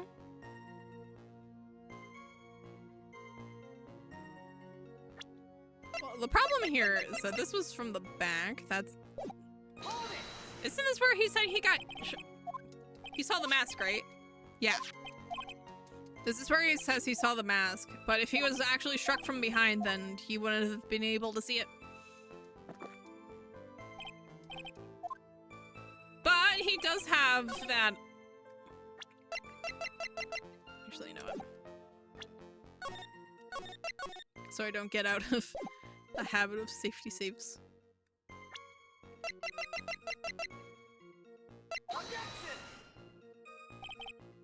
Okay, no. Okay, so we're not going to be able to argue that. Okay, that's fine. That's fine.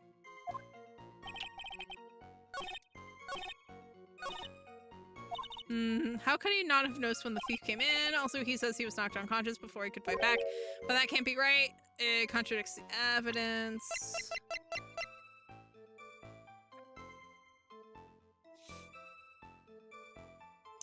Yeah, so...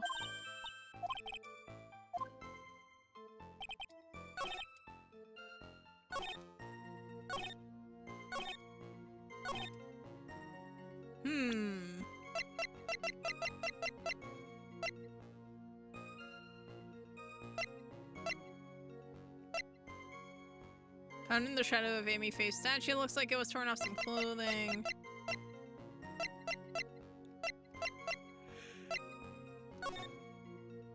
I'll be coming to purloin the most priceless work of art on display in your Treasures of Crane exhibit. Take good care of the speckled urn, won't you? Yours truly, Mask to Mask.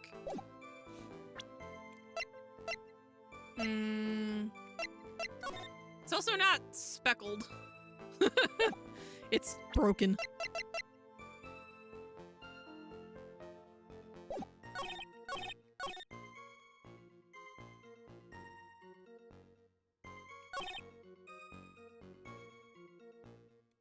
Let's see.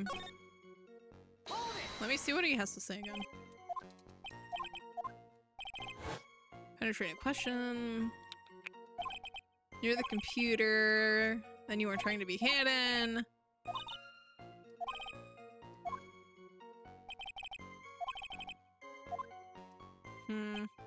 Maybe case. Ba.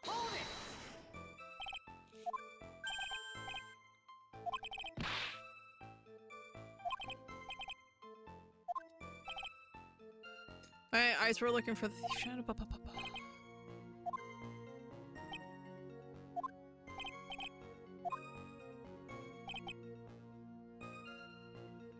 You know, if he's...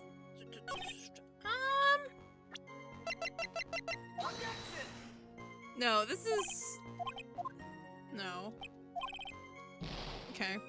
No, this...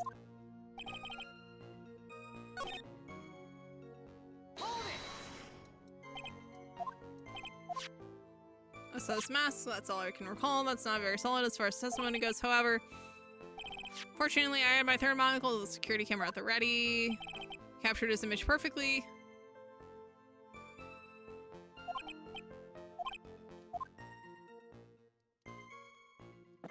Oh wait, that's a little before one.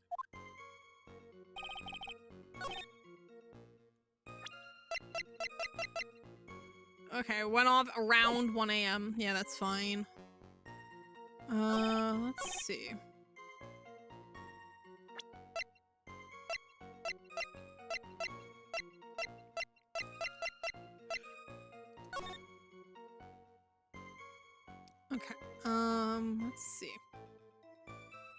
Wait, so... Wait, it's already missing.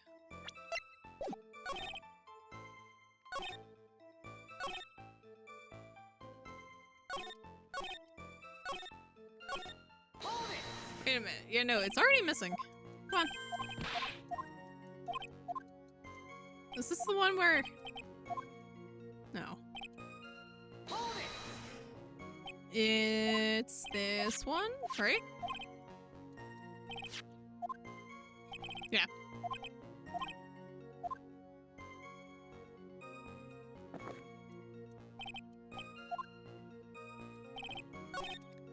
No, so the problem is... Objection! There it is. Yeah, I was about to say.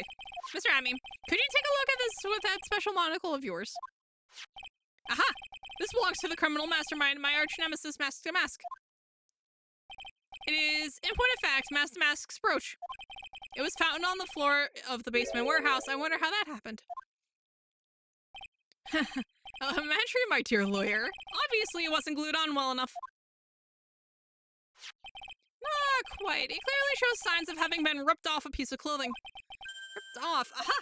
We can only deduce that the thief struggled with someone that night. That's the only thing I can think of.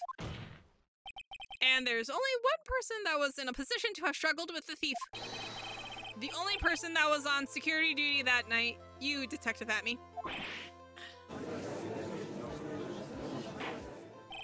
Detective Atme, you must have fought with the thief that night. So, why did you lie in your testimony to the court? Witness, giving false testimony is a serious crime. No. Wait, just a moment, Sir Old-Timer. Don't talk to me like I'm living in a nursing home. I just remembered, Your Honor. I was just confused because I have been dealing with so many cases lately. The true measure of a man is the amount of work he does. That's what I always say. Nick, you can only handle one case at a time, isn't that right? You talk too much. Witness, so you're now saying that you and the thief fought? Hold on, that's quite enough, Your Honor. Excuse me? Fifth coffee. Save the big questions for the testimony. That's one of my rules. Indeed, I understand. I, Luke Atme, agree completely. Fight with the thief. Ooh. Indeed, it's true that I looked away from the door for a brief moment. However, Luke Atme cannot be so easily discombobulated. Unfortunately, the thief grabbed a weapon from the side and rendered me senseless. A true gentleman fights only with his own fists, but they were not enough. His first blow struck true, bam. And then that's all she wrote. So in the end, you did catch a glimpse of Mask to Mask? Correct. It was during his third crime that he struck me from behind. It seems that my memory has become a tad jumbled, so to speak. Well, that's certainly understandable. I myself always get confused about which testimony goes with which case. That can't be good.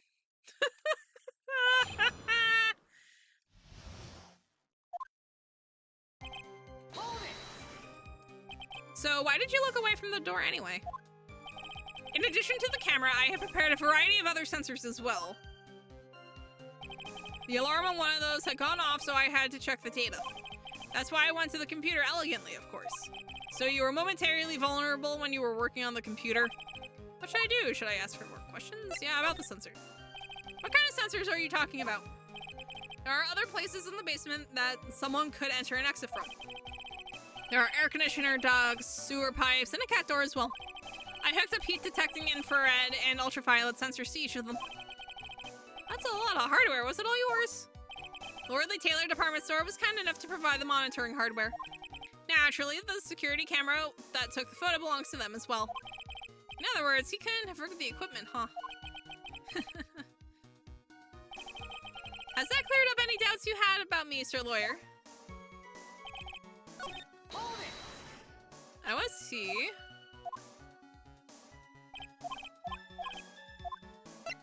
About the computer. So did that computer belong to Lordly Taylor as well? Correct. Well, except for the program that manages the data. That was specially designed by me, Luke Atme. In that case, he could have easily manipulated the data. What's wrong, Sir Lawyer? Hold What does that mean, discombobulated?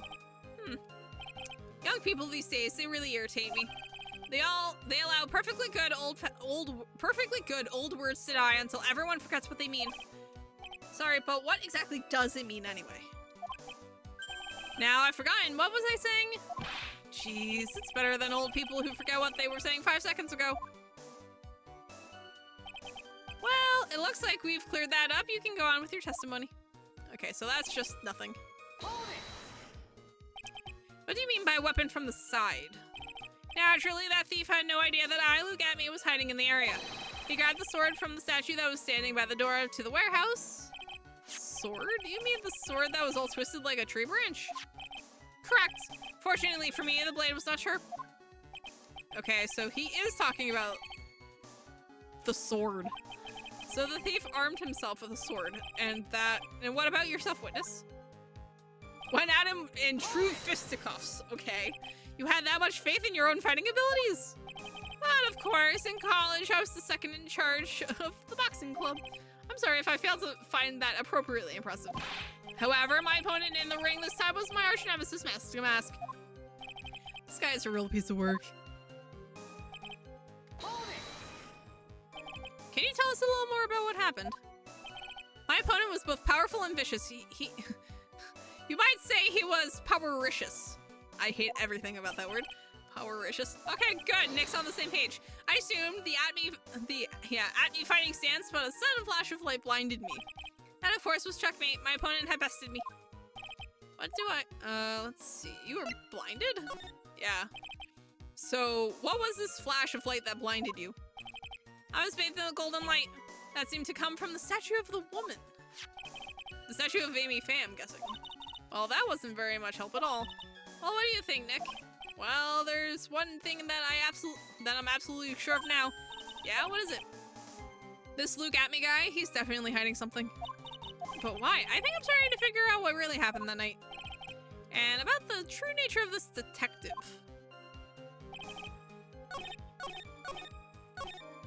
Hold it! Give me information about your fighting stance, I guess.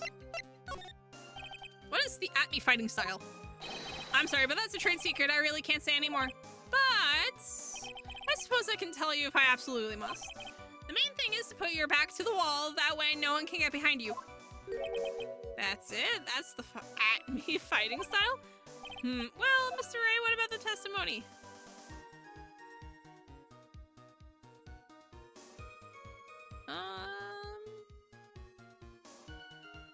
It was very important. We've learned a detective's secret technique after all. Yes, indeed. I'll remember to use it if I ever take a walk alone at night. How the heck is he eyeballing me like that? It's creeping me out. Now that witness, we'll go ahead and add that secret information to your official testimony. I put my back to the wall. But the thief's blow landed upon my third eye. Oh, I guess on his forehead. Where is this third eye you're talking about? Oh, it's right between my right and left eyebrows. It's quite invisible to the unenlightened. You may call it the forehead if you like. Why didn't you just say that in the first place? Still there. It looks like the creases in your own forehead are getting deeper. So Amy got hit on the forehead, huh? That's what he says. I've got a funny feeling about that. Actually, so do I. What do you think, Nick? Well, there's one thing that I'm absolutely sure of now. He's lying.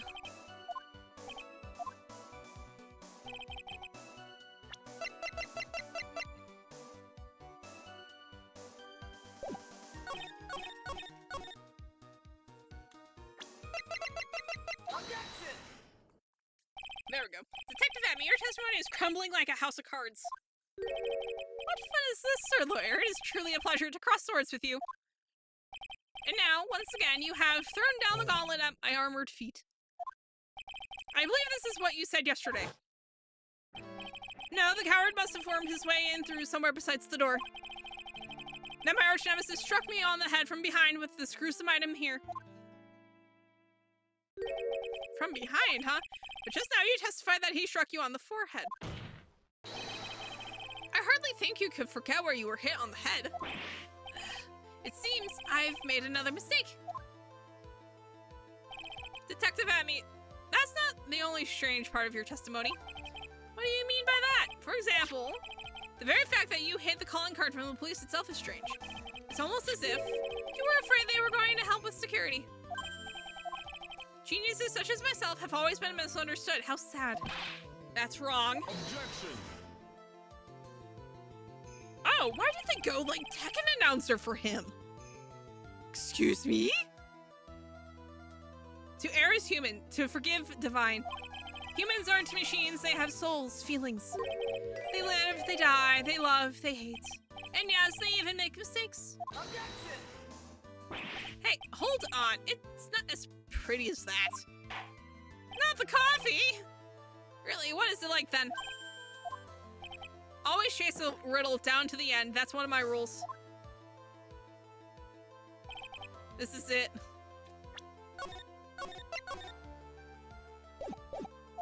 This might just be my chance to turn things around. Mr. Wright, what exactly is it that you're asserting? Very well, Your Honor. The defense asserts that Mr. Atme is no ace detective, that Mr. Atme is a fake.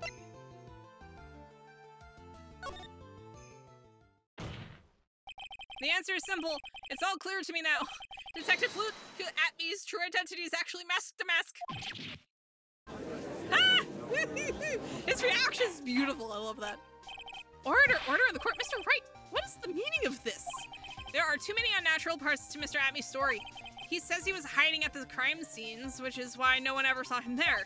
But then, in his last case, he manages to outperform Detective Gumshoe, and the entire police force miraculously retrieved the stolen treasure? That's because I analyzed the crime scene data and made an exquisitely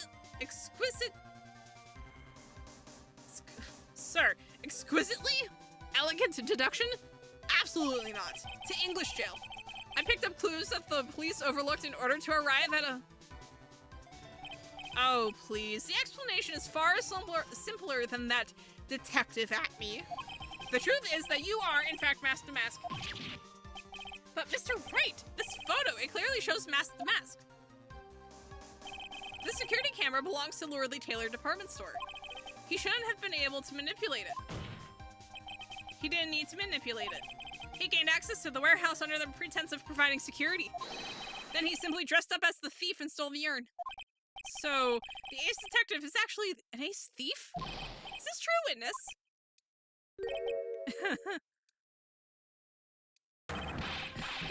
Oh, okay. The mask's MO is pure genius, and so am I, Luke Atme, ace detective. You're very clever to have come to such a conclusion. I'm impressed, your lawyer. What? Witness, you're admitting it? Nick, now's your chance. Yes, time to put the last nail in this guy's coffin. Detective Atme, when you assumed the thief's identity... Did he just smack... No! What a waste of coffee! Godella Blend, number 102, my personal favorite. Mr. Godot? The ace detective is actually an ace thief. I smell a best-selling novel. There's only one problem, it simply isn't true. But Mr. Godot, Mr. Wright has made some very strong points, and I will admit my opponent has woven a compelling narrative out of whole cloth. But it is, in fact, nothing more than a patchwork quilt, Mr. Trite. If this detective really is the thief, then show us the proof of your claim. But it had better be as hot and as perfect as the coffee dripping down your face. I love his face. Like it's so goofy with the eyes through the coffee. This court would like to see decisive proof you this decisive proof you have quickly. Huh. Oh, yes, of course. Oh, what's the big rush? Are you all right, Nick? I mean, looks pretty rattled right now. I'd like to finish this right now if I can. But can I really do it? The decisive evidence that proves Mr. Luke Atme is in fact mask to mask.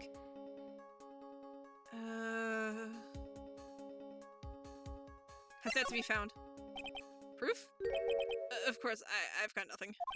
Huh! Just what I thought. A man has to hold his head up high no matter how bad things get after all.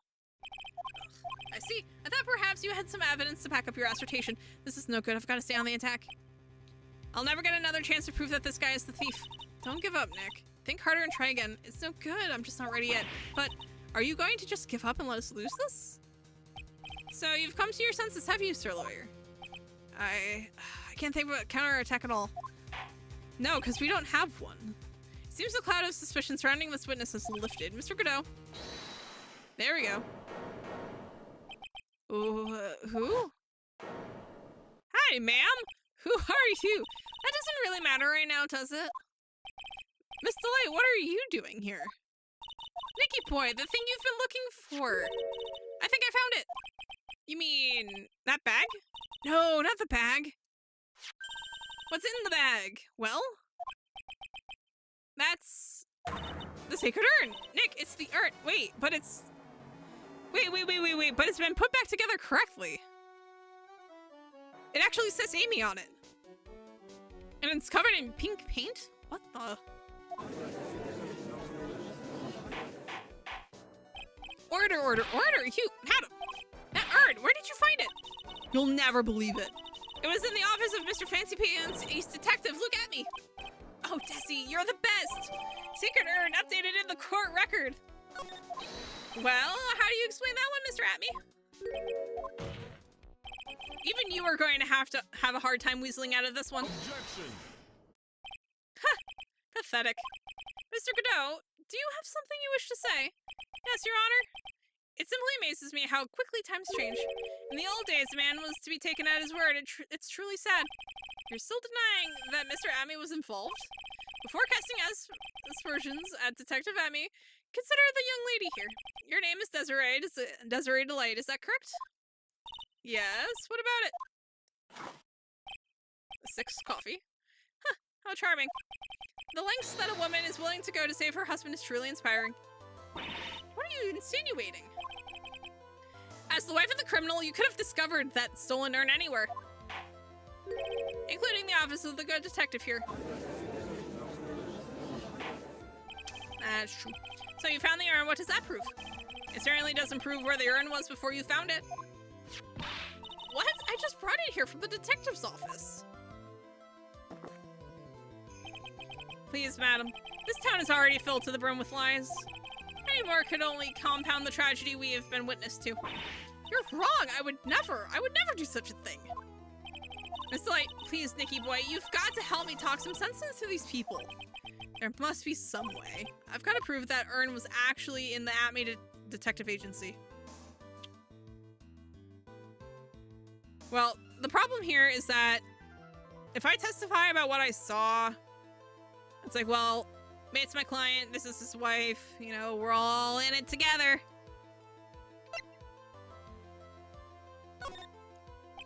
I could prove where the urn was, but hey, the fingerprints on it. Fingerprints, eh? Oh, come now. Now you're really making me laugh, Sir Lawyer. Fingerprints indeed. May I go on? Good. Now, it would be perfectly understandable if my fingerprints were on the urn. After all, it was I who was guarding the urn in the first place. In any case, I am always in the habit of wearing gloves, as you can see. So, unfortunately, my fingerprints wouldn't be evidence of anything. What about Mr. Wright? This witness's fingerprints would mean nothing anyway. Nick, what are you going to do now? Must have brought the urn back to his office yesterday, and there, I'm sure someone must have left their fingerprints on it. Wait. Didn't we touch it? This is my 3rd year as a young but skilled lawyer. Wait, yeah, no. We went rifling through the bag. So what is all this fuss about fingerprints anyway? Mr. Atme, do you recall the events of yesterday? When Maya coded us into going in the bag. Our prints should be on it. It feels kind of hard and smooth. Yeah. It's true that I didn't get a chance to look in the bag at the time, but I did touch what was inside. What? You touched it? And I remember it very well. It was smooth and hard. Well, that was just... Your Honor, I'd like the court to examine the fingerprints on that urn. Hi, Maria. If my fingerprints are on there, Then it proves that the urn was in Detective Atmy's office. Objection. Well, even if your fingerprints are on the urn, it still doesn't prove when they were put there, does it? Of course it does. What did you say? It's not what I say, but what Adrian Andrews, the person in charge of the exhibition, said. I polished it until it was just about glowing. I thought maybe I could make it look more valuable. If she polished it that much, she must have removed any and all fingerprints on it. And the only chance I had to get my fingerprints on it after that was yesterday at the Atme Detective Agency. Huh. This blend, Godot blend number 107. I've decided it's a little too bitter after all. Got him. Order. I expect the defense's request. Oh, I accept the defense's request. Bailiff, take this urn and wait. Wait a moment, Your Honor. There's no need for that. No need, you say? Precisely. I already know Mr. Wright's fingerprints are on the urn. What are you saying? Yes, I've finally broken him down. Well, he's definitely broken down, but I don't think in the way we want. Take a good look, everyone. Unable to find a rival worthy of my genius, I was forced to create one by myself. Here I am, the tragic clown. Goofy, I'll laugh, yeah. This guy is steadier than a fruitcake. You see, it was me all along. I am the one and only Mask to Mask. Oh, he crazy. Okay. I hope you all enjoyed my little performance. Oh, Lord. Oh, this man's... Oh, he's nuts. Oh, no. Sir, please. Well, Mr. Godot, what's Mr. Atmy's condition? He's still in the lobby, laughing insanely, Your Honor. I wish I could enjoy the joke as much as he seems to be. Well, it looks like the matter has been settled. Bro's having a mental breakdown, I think. Yeah, I think so. I came perilously close to besmirching the record of an innocent young man. Besmirching him with the title of thief. Nick, you were right after all. Yeah, I guess Mr. Delight really wasn't the thief. Court finds the defendant, Mr. Ron Delight. Yeah, I was gonna say, it's not gonna be that easy. You're wrong. Wrong, I tell you. I'm... Oh, not exactly wrong so much, but actually not right is what I was really trying to say. Yeah, it's all good. I don't take attendance, so you're precisely when you meant to arrive. Oh no, he's not. This can't be happening. Oh, not again! The thief, the sneaky, odious thief who's been stealing all the treasures. It's me. I'm him. I'm the one you want. I'm the thief, I tell you. So do it. Pronounce me guilty, please! I don't know what kind of kangaroo court you all think this is, but... The true identity of the thief has already been proven. Please hurry and pass judge. What are you talking about? I already confessed. I'm the thief, I tell you. 7th coffee. Honestly, I'm about to keep a coffee counter for this man. Mr. Kato, don't just stand there drinking coffee.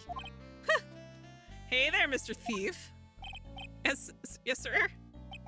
If you're really a man, then clean up your own mess.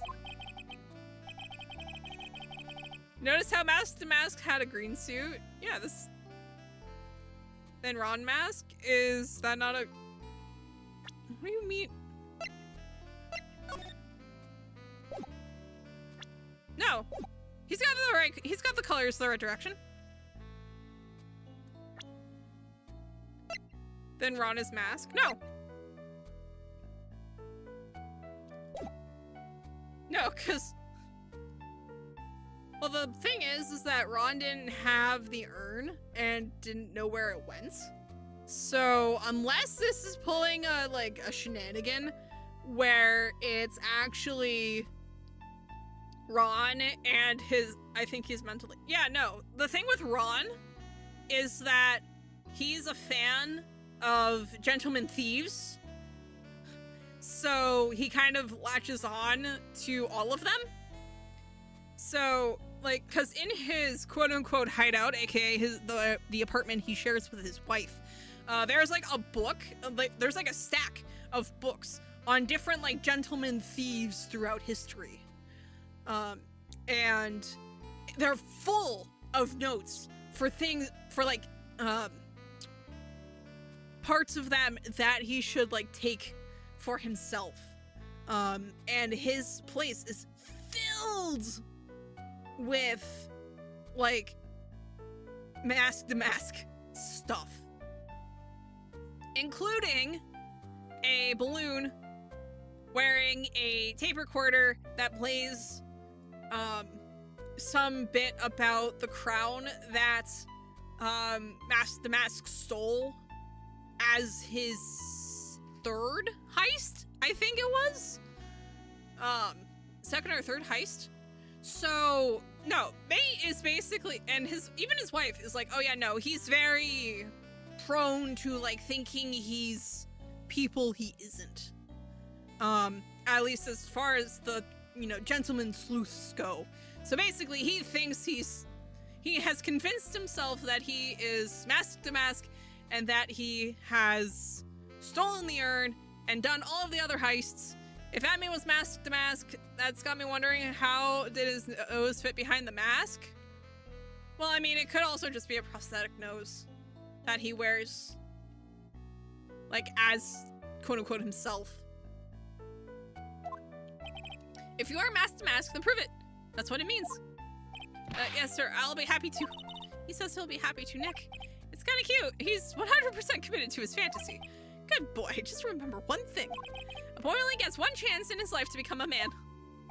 I know that. I won't fail, I swear. Okay then, talk. We're all listening. Well, let's all have a listen to this confession. I like that everyone's just kind of like, nah, man, we'll hear him out, but, like, the odds of him actually being Mask to Mask is, like, slim. The truth is, I've been Mask to Mask all along. I mean, you can't prove that I'm not actually Mask to Mask, can you? I don't have an alibi for the night the urn was stolen after all. I donned my costume that night and dancingly descended upon the scene of the crime. Look, you can see right here in the photo, that's me. As for my brooch, I snagged it on the door handle and it got torn off, that's all. There's so many ways we could poke holes in that. I don't like the direction this trial has taken. But this is how every trial goes, at least with me anyway. You're doing great. Stop it, Mr. Godot, you're embarrassing me. This man. Like I said, you're only going to get one chance to testify, alright? But if you make it through this with flying colors, I'll keep my promise too. I'll make sure you stay locked up in prison as the one and only true Mask to Mask. Thanks so much, Mr. Godot. I'll do my best. This mad's. Alright, Mr. Wright, I'm afraid it's time for the cross-examination. And we're just like, broski. Actually, he also does have an alibi too, which is the worst part.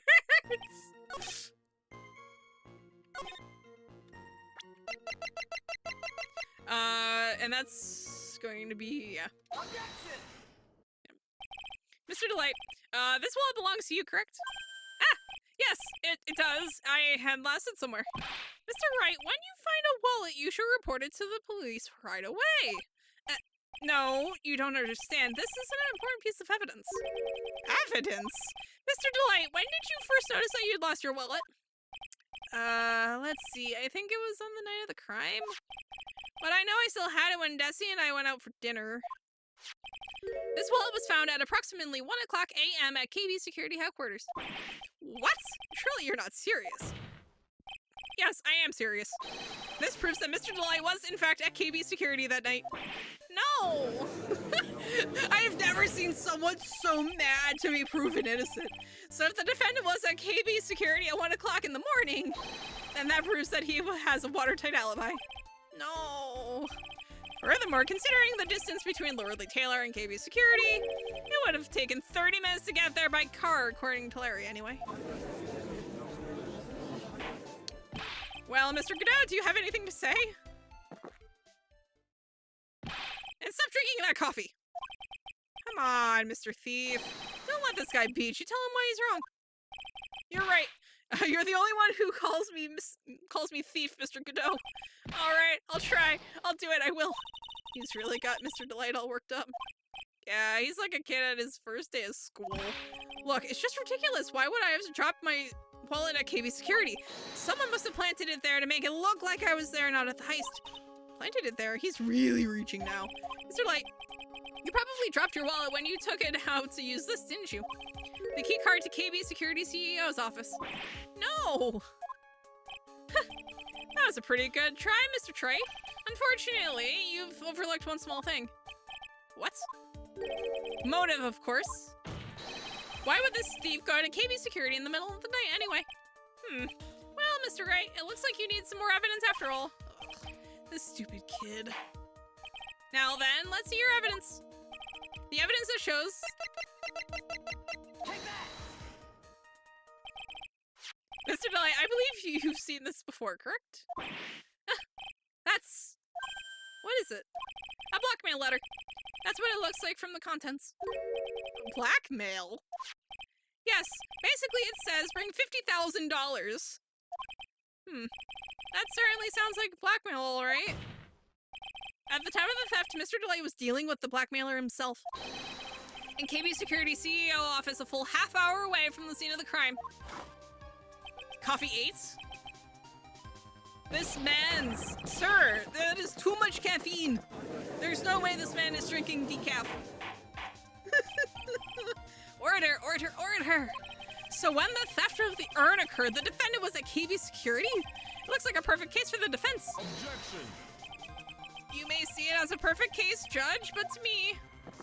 We're all about to have a panic and heart attack at the same time. Well, let's just say that my Godot blend number 107 impresses me a lot more. What are you trying to say?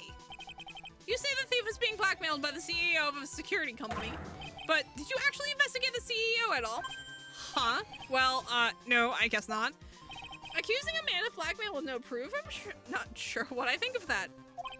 Not sure what I think of that. At least I know what I think of you. Good point. I'm not sure what I think of it myself. You claim that the defendant entered the CEO's office, but you will need at least one witness to corroborate your claim, Mr. Wright. Nick, I think you're going to have to track down the CEO guy. No, we don't have to track down the CEO at all. What do you mean by that, Mr. Trey? There's someone else who can testify. No. Hey, yo, Larry, where are you? Take that! Who is this useless-looking young man? You don't remember him, Your Honor? Not exactly, but just looking at his picture makes the bile start to rise in my throat. It looks like he doesn't remember the case from 2 years ago. Honestly, fair. He probably blocked out that memory on purpose. Also fair. Anyway, this man was working as a guard at KB Security that night. Oh? The question at hand is this key card. Yep, that's the key card they use in the building I work. According to the serial number, this one is for the CEO's office. You need to get into that room, and every time you use that card, it leaves a record. Yeah, it tells you exactly who entered the room and when.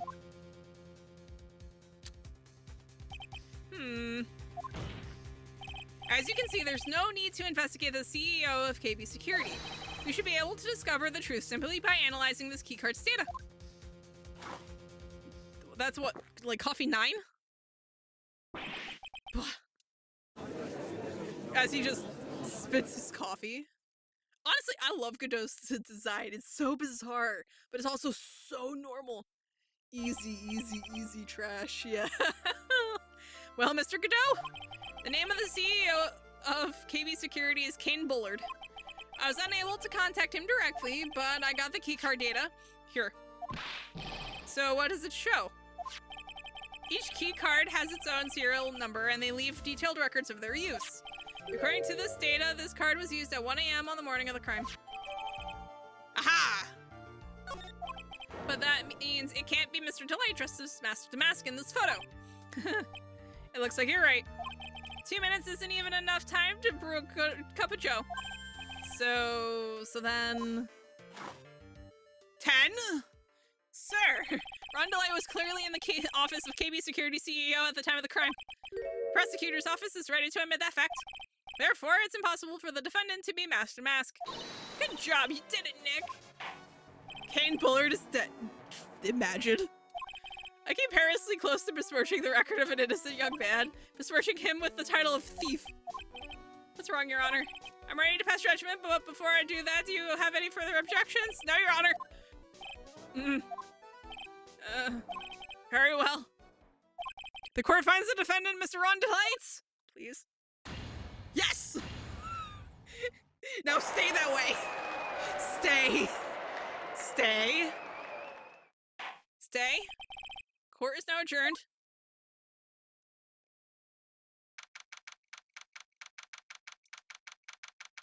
You broke it. You broke the message. Ah, no! I saved you from YouTube purgatory and it got you bonked by Nightbot. Also, hi heroes, how are you? Nikki did it, you were right after all. Actually, I'm a little bit ashamed of myself. Nikki boy!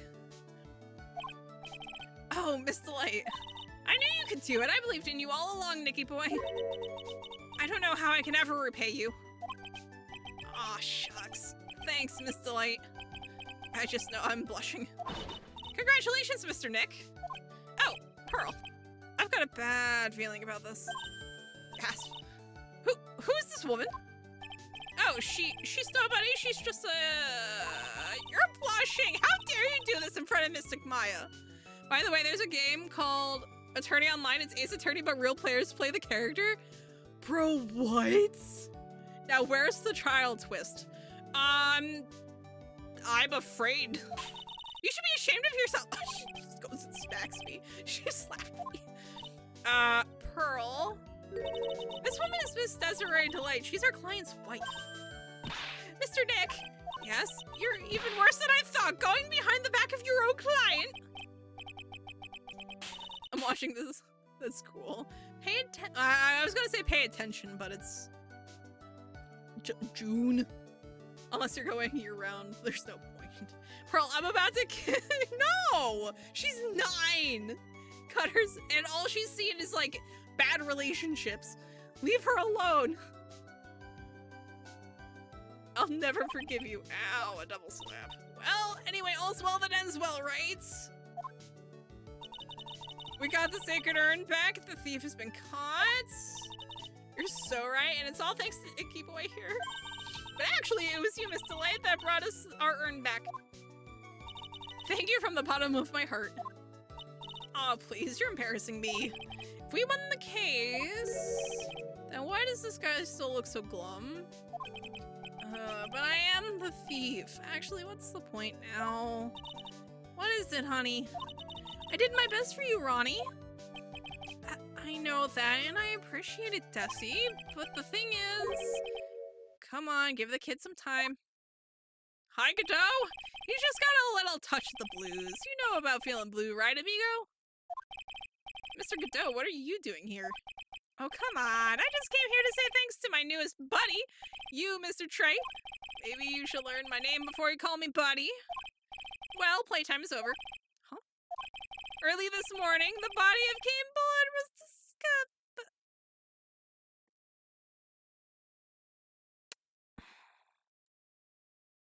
If I could put my head down on the bar, I would. Because, of course, the body of Kane Bullard was discovered this morning. Where have I heard that name before? Isn't that the name of the CEO of KB Security? Wait, body? The estimated time of death was 1 a.m. on October 12th. You don't mean... That's right, amigo. At the same time that a cheap little urn was being stolen, the CEO of KB Security was being murdered. So then, what are you doing here? Oh, come on, you figured it out already, haven't you, amigo? Or have you already forgotten about that piece of info I helped you out with today? We handed him proof! Our client was at the scene of a murder!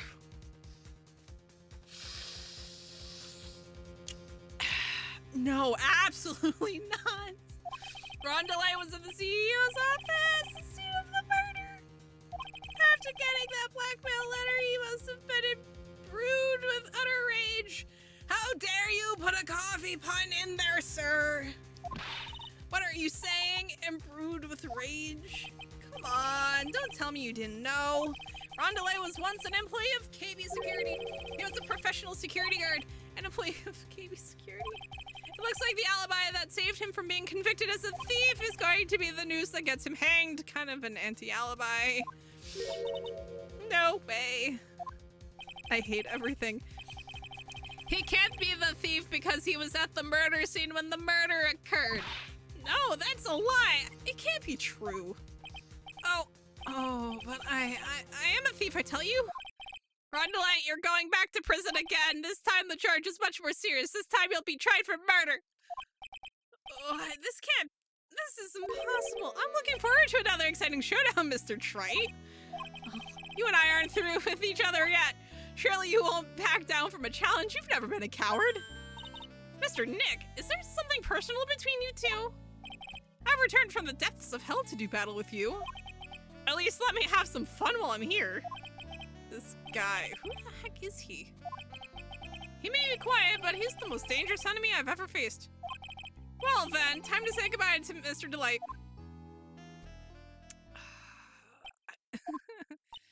Nick, how could this be happening? Right in front of our very eyes, our client has been arrested for murder. And the one who established his presence at the scene was me.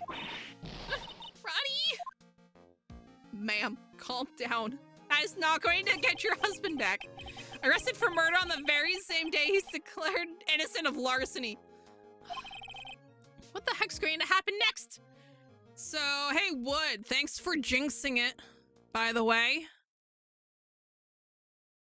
Now, where's the trial twist? How could you do this to me, Wood? How could you do this to me? I hate everything. I hate everything. You know, I'm glad we found the urn and all, but poor Mr. Delight got arrested again. He is too pretty to be in prison.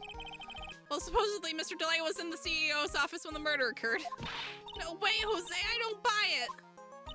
But the one who proved that Mr. Delight was there was Mr. Nick himself, at least from what I can understand. Looks like you did too good of a job this time, Nick.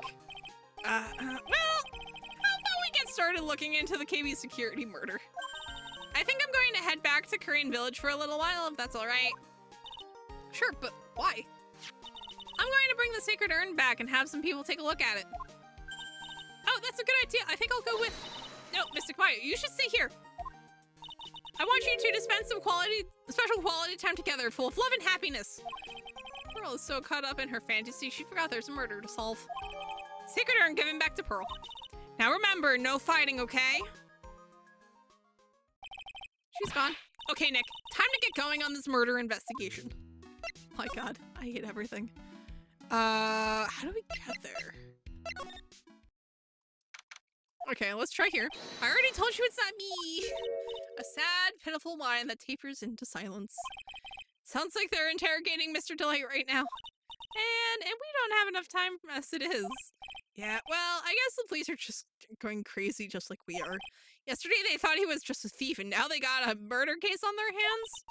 I guess you're right. That guard over there looks a bit on edge too. Come on, we'll just have to come back later. Okay, let's go check out some other place, Nick. Okay. This is me trying to figure out how to actually get to the security office. Oh, Nicky boy, Maya! Miss Delight. All I wanted to do was help my dear Ronnie. Yeah, but I guess it ended up hurting his case. Don't say that, Nick! She doesn't need your help beating herself up. Hey, Nicky boy, please help Ronnie. He's not a killer, I swear. My Ronnie wouldn't hurt a fly. Alright, I'll poke around and see what I can find out. Really? Are you serious? Oh, I'm so happy. I knew asking for your help was the right thing to do. I don't know what I can do to help anymore. I had no idea Miss Delight had such a vulnerable side. Okay. Listen carefully, Nicky boy. My Ronnie would never, ever kill anyone. It's just not in him. I don't think he would either, Nick. Yeah, but you have to admit he's got a bit of a temper to him. It's not that hard to imagine him just snapping and screaming, please die. He would never say that. Anyway, Miss Delight, he might not be a killer, but he's still going around saying that he's the thief. I already told you, that's just a fantasy for him. Miss Delight, I hate to say it, but you're the one living in the fantasy world. What? How dare you say that to me, Nicky boy?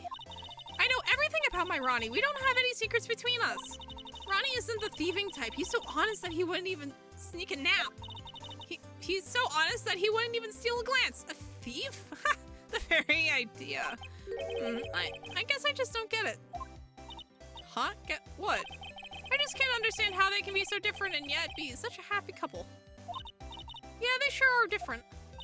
Come on now, Nikki boy. It's not that mysterious, is it? It was love at first sight. For me, anyway. What? For you? So was it really love at first sight when you first met Mr. Delight? Well, maybe not at first sight, but Ronnie saved my life. Saved your life? I was at work one day when two robbers suddenly rushed in. Well, I'm not the kind to just curl into a little ball in a corner, so I fought back. Robbers? Yeah, they took me hostage. I was so frightened. They were both carrying these huge knives, and I broke down into tears. Yeah, I would too if I were in that situation. Oh, I think I get it. Did Mr. Delight come running to save you? Yes, exactly. I remember. He looked so handsome in that guard uniform of his.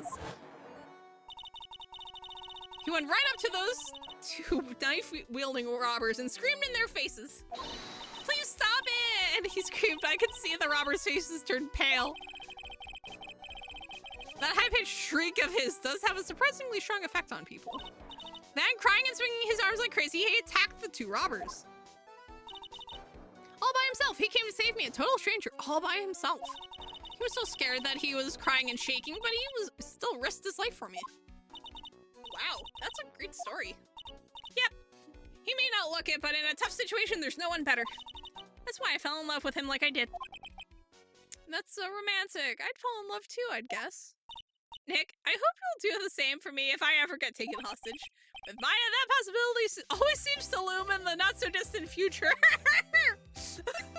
Absolutely not. I hate these kinds of people more than anything. You mean ace detectives? No, I'm fine with ace detectives. Oh, so then you must mean thieves. No, they're all right too. I just hate thieves that pretend to be ace detectives. There's nothing I hate more than cowardly men. By the way, why did you go to Detective Amy's office anyway? Well, as the trial went on, I started to get more and more anxious. I went there to try to find out more about the real criminal. The real criminal? Yes, obviously the real Master Mask is not my Ronnie, right? Yeah. And Detective Amy knew more about Master Mask than anyone else. They mentioned him on the Great People Around Town segment on TV. So then you went there to ask him some questions? That's right. I'll do whatever it takes to save my man. His secretary said the ace detective isn't in right now. But I forced my way past her and into his hideout. I wouldn't exactly call that office of his a hideout. That bag was sitting right there on top of the table. Oh yeah, we saw that bag there yesterday too. There's nothing lower than someone who would try to pin a crime on someone else. Miss Light, do you know anything about KB security? Don't be silly, of course I do. That's where my Ronnie works. So she thinks he still works there, huh? And yet, according to what we heard yesterday... allegedly, he doesn't work there anymore. Ron quit. He doesn't work there anymore. It looks like Mr. Light doesn't know. KB security is only about 20 minutes away by motorcycle, that is. Larry told me it takes 30 minutes by car. Well, I have to admit, I tend to fly pretty fast on my bike. To make it to KB security that fast, are you sure you weren't literally flying? Why don't I give you a ride sometime, or better yet, how about now? No thanks, I'll pass, thanks. Why don't you just tell us where it is and we'll go ourselves? What a scaredy cat you are, Nick. Mr. Light told us the location of KB security. Okay, let's head over there right away, Nick. Cool, now we can actually go. Why is it all like weirdly sci-fi?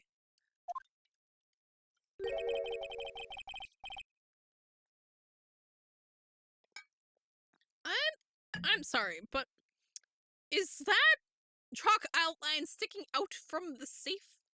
So I guess this is where it all went down, huh? The walls in here look thick, just like you'd expect in a CEO's office. What has that got to do with anything? Oh yeah, no, he's like he was like in the safe. Oh, that's weird. Hey, it's you guys. Oh, it's Detective Gumshoe. Today was a real train wreck for you guys, huh? Sure was, pal. That prosecutor made real fools out of us. Yeah, I feel for you. Wow, that's not like you at all. I thought you'd be more like, oh, that was great. You guys got what you deserved, pal. Oh my god, Maya. Or something to that effect. Do I really sound like that to you, pal? If the gumshoe fits. Well, anyway. The point is, I can tell when someone puts their heart into their jobs. And I can sympathize when things don't go your way. Sometimes I feel like wrong is the only way things go for us detectives. Wow, I had no idea Detective Gumshoe was such a nice guy. Now, if this little love fest is over, maybe we can start investigating. Detective Gumshoe, tell us what you know about the murder. Okay, but the thing is, I'm really not supposed to. Hey, come on. What about how we put our hearts into our work? Things are really working against us right now, and we need help. Okay, I'll tell you. Just don't start crying on me, okay, pal? Okay, I won't cry on you, pal. The victim's name is Kane Bullard. He was the CEO of KB Security and a pretty big fella in his own right. Okay. His corpse was discovered at 9 o'clock this morning. His estimated time of death was 1 o'clock in the morning on October 12th.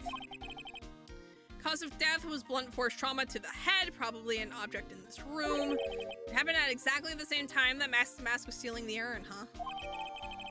Okay, wait, so... He died 1 a.m. yesterday and was found 9 a.m. today? He's been dead for over 24 hours? So why did it take almost an entire day to discover the body? Yeah. There's a good explanation for that one. Bullard's body was stashed away inside the safe. Well, it is pretty big. Nobody had heard from him, and when they opened the safe this morning, out he came. Oh, so the body fell out. That white string must be the shape from when he fell out. Oh, Lord. I think we still need some more information about Bullard. Maybe you could start by getting the man's name right? What happened to Mask to Mask?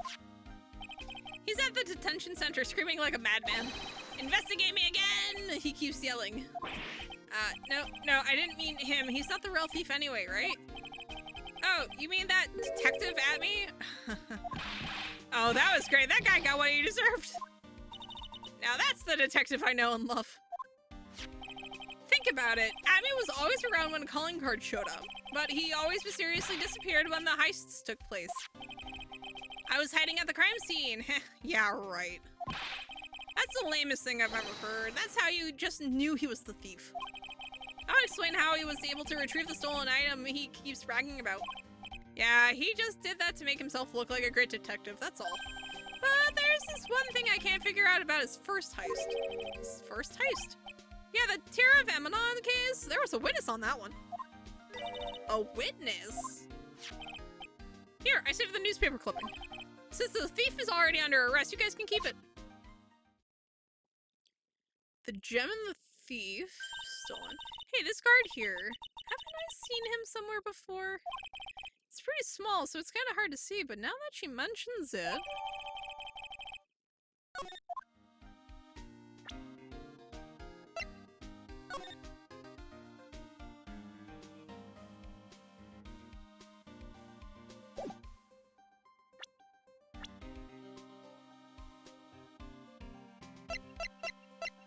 Is that our nerd?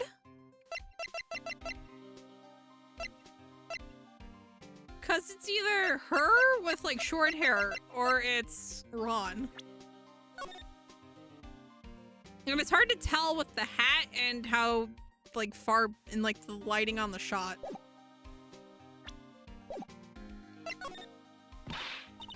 Oh, that prosecutor, I really don't like that guy.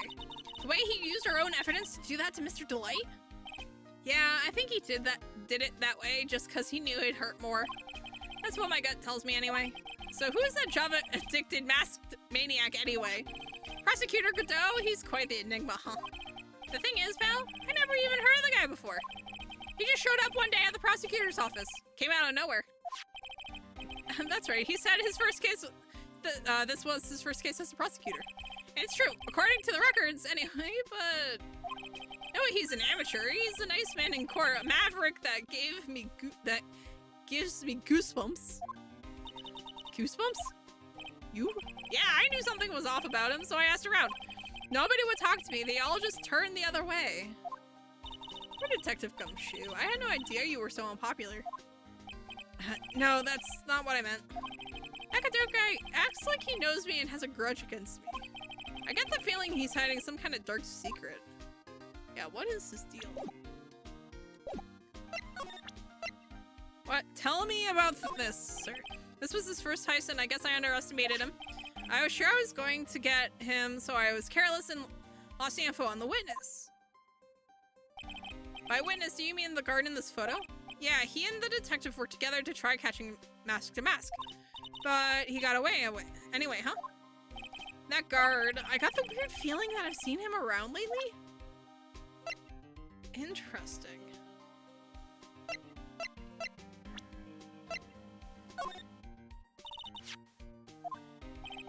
That's Kane Bullard, not Shane Bluebard, pal.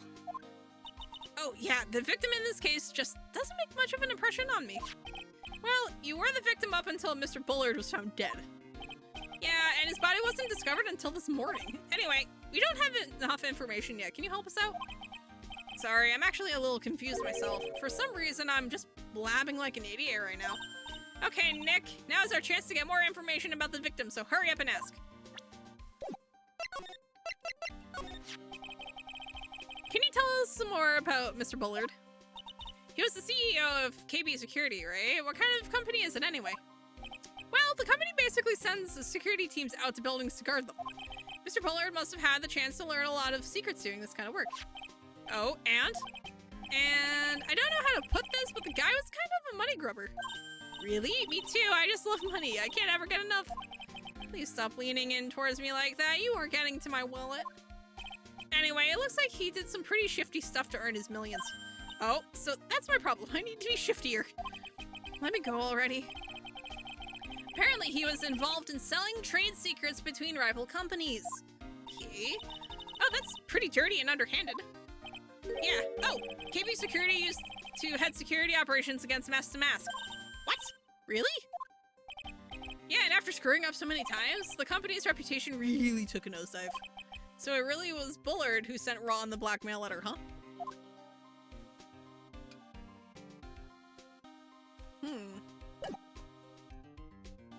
Interesting.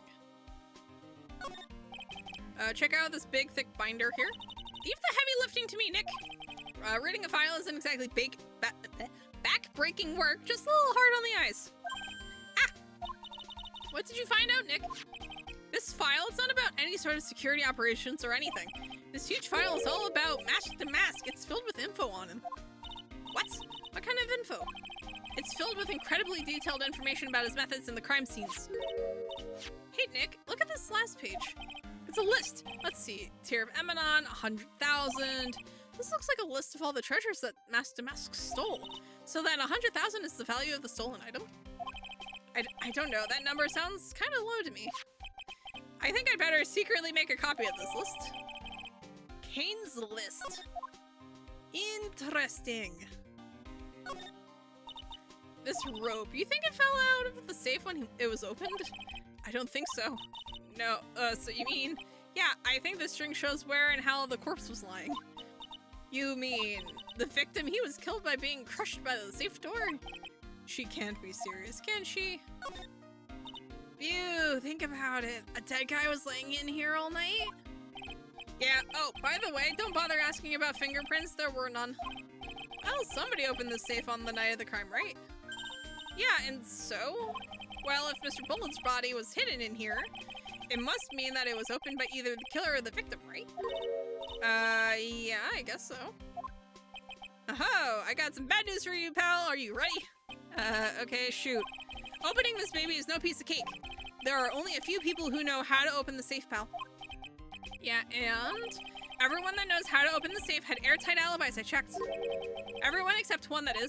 I'm almost afraid to ask. Former Security Chief Ron Delight. Of course. What? Ron Delight, he was the security chief? Ron, so he knew how to open the safe, huh? Yeah, sorry for raining on your parade there, pal. I hate everything. I hate everything. I hate everything. Wow, look at that huge framed photo. Tall mountains rising majestically against a dark and cloudy sky. There's the title written at the bottom of the photo. The greatest sunrise of my life. This is it? This was his best sunrise? Either this guy didn't get out enough, or he had really rotten luck with the weather. Maybe if he had lived a little longer, he would have seen his better days. This must be the CEO's desk. It's a lot simpler than I would have thought. Hey, that looks like a super soft chair. Let me try it out for just for a second. Ooh, nice. I feel just like a CEO. Hey, you, whip me up a cup of some really expensive import tea and some scones. Move it. This is the life. The victim sat in that chair just before he was brutally killed, you know. Yes, scare her out of the chair. What's this? Oh, there's a button here. Let's see. Hey, cut it out. Don't press that. That's pretty funny. I never knew Detective Gumshoe could jump like that. What is that button anyway? It's an emergency buzzer. It says it right there on the panel. Oops, you're right. It's written right there. Like, how many times have I told you to read the instructions first? This alarm is connected to the basement guard room. It's used to summon security up here. Really? Then it's possible on the night of the crime. Ooh! So when the CEO was attacked, do you think that maybe he pressed the buzzer? Yeah, I thought about that, so I asked around down there. But they said that the buzzer never went off that night. Also, we couldn't find any fingerprints on the buzzer. Mr. Bullard, the victim, wasn't wearing any gloves, by the way, just so you know. I think we'd better go and talk to that guard about this emergency buzzer. Okay. What's this? This looks like some kind of bookshelf rolling cabinet hybrid. I can't get in between these two shelves. Don't strain yourself trying. It looks like the shelves are controlled by a special panel. So I guess it's one shelf at a time, huh? Looks like they're filled with bunches of files. Yeah, files filled with data about security jobs they were hired to handle. It'd be a good night's reading if you've got insomnia. I was hoping for something a little bit more exciting, like UFOs or something. Okay, so that might be it here.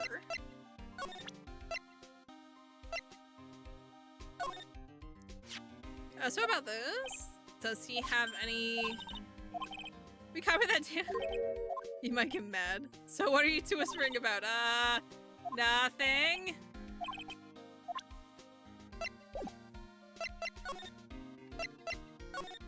Absolutely nothing. Oh, hello.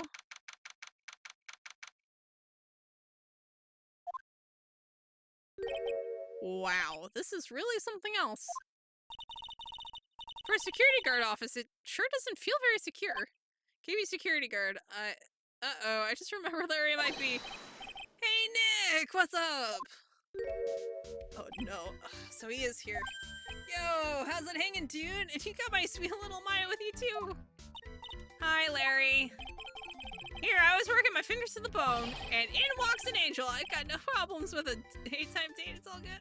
Absolutely not, Larry. No, that's not what we're here for. We're investigating the Bullard murder case. Huh? Oh, yeah, that's right. You're a lawyer, aren't you? He's so hopelessly clueless. Well, if it's about the murder case, boy, have I got some good info for you. Really? What is it? Well, I don't mind sharing with my sweet little... Absolutely not. But Nick here is a different story. But Larry, I thought you two were old school buddies. That was then and this is now. Sir, please, come on. So what's this good info you were talking about, Larry? Hey, I'm a guard, a pro. I can't just give away information for free. What's bribe? I thought professionals were more, I don't know, honest? Can you talk to him, Maya? Larry, tell us already. What's the good info? Hey, I like that. You really want to know? Yes, so tell me. Okay, so the thing is, Ron Delay was an employee here. And naturally, since I'm a pro, I looked into his background. Follow me? Yes, you're a pro. I follow you. Go on. Well, 1 year ago, Ron Delight was fired. And there was no warning at all. It just happened all of a sudden. I know this is a small company, but I think that was pretty awful. I guess he must have done something bad to have gotten fired like that. Like maybe skipping out on work to pick up hot chicks or something? No, that's just you. So what is it like to be a part-time security guard? Let me tell you, it's tough. Well, you know me, I get by all right, I guess. First, I have to keep my eye on those monitors all the time. Monitors? There are security cameras set in each room around the building. It's really hard. Sometimes I feel like my eyes are gonna fall out. What's in this game makes me wish we didn't have to— Yeah. Like, they didn't, like, retcon— like, they didn't change his personality. Like, it's still in character for him, but it's just— ugh, makes me want to throw up, to be perfectly honest. Oh. And if I see something suspicious, I have to contact one of the teams. What teams? The security teams for this company. They're supposedly the best in the business. But I'm no amateur either, so if it's something small, I don't bother calling them. So in other words, you basically watch TV screens all day long.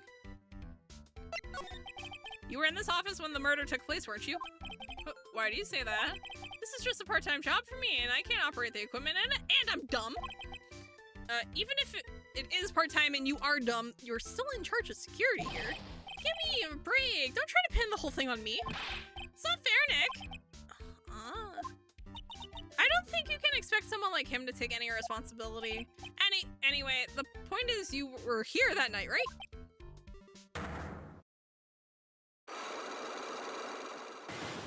Sir.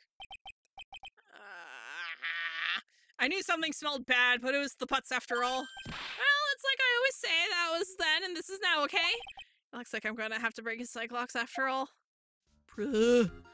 Why are you like this? Sir's drinking.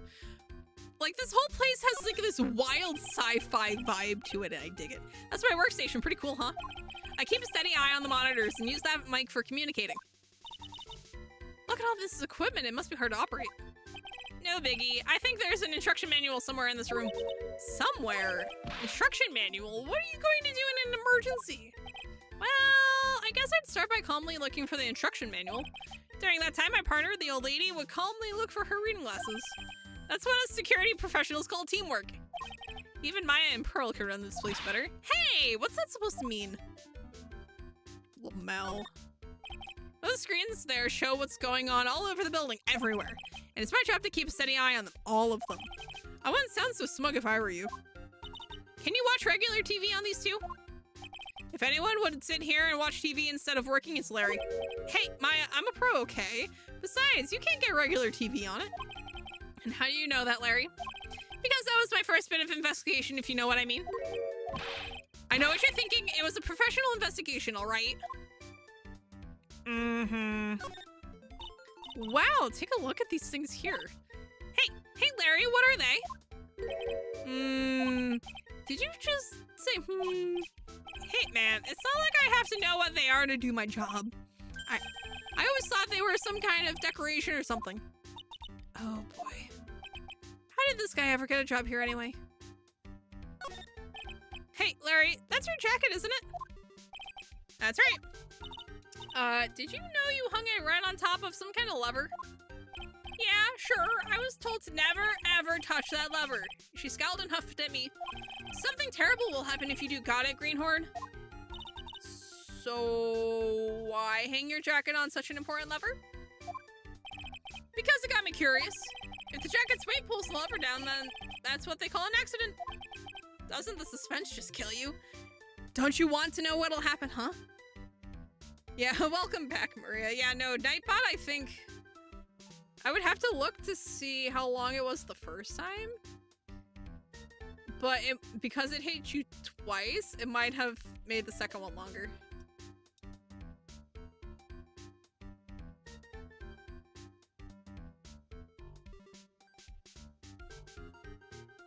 Oh yeah, the first one was 5 seconds, the second one was 600.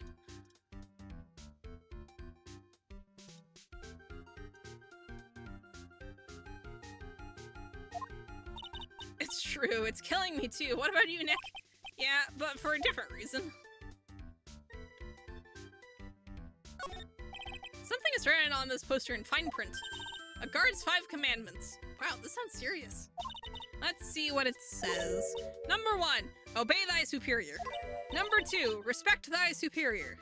Number 3, smile at thy superior.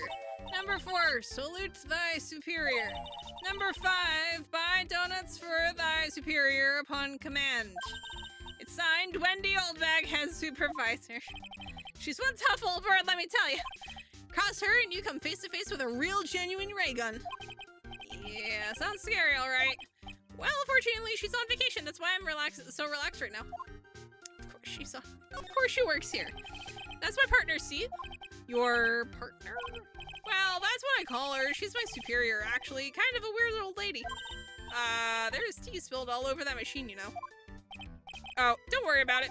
Just the other day, I spilled some chocolate milk on mine. It still works fine, more or less. They really know how to build them, I guess. Smells like old bag. Examine everything with even a whiff of old bag out. Oh my god, I got an achievement for finding everything that she's touched in this room. Oh, that's so funny. Alright, sir. I need you to tell me about things. Very American looking tea, yup. Hey Larry, there's something I want you to look at. Hey Nick, I told you I'm a pro and you don't interrupt a pro when he's working. I don't have time to sit and chat with you, all right? Oh, is that right? Oh, now truly I've got time for you though, Maya. We're gonna have to squeeze this guy if we want to get more info out of him, huh? That is absolutely green tea. Bro, how's Larry's mouth white? White when he's happy? I'm pretty sure it's supposed to be his teeth. Take that! I want to see what he has to say. Yeah, I think those are his teeth. They just draw it stupid. On the night of the crime, were you working hard like you were supposed to? What? Huh? Of course I was. Why wouldn't I have been? But didn't you sneak out of work just yesterday to go see Miss Delight? But that was that, and this is this. Is there any chance that you snuck out of work last night too? Never! I didn't sneak out. I tell you what, I'll even bet you $1. $1? Wow, now that's confidence. What's with that drenched in the rain puppy look on your face? Do you have any evidence that I left my position, or are you just pulling my chain? Let's see. Not manning his station.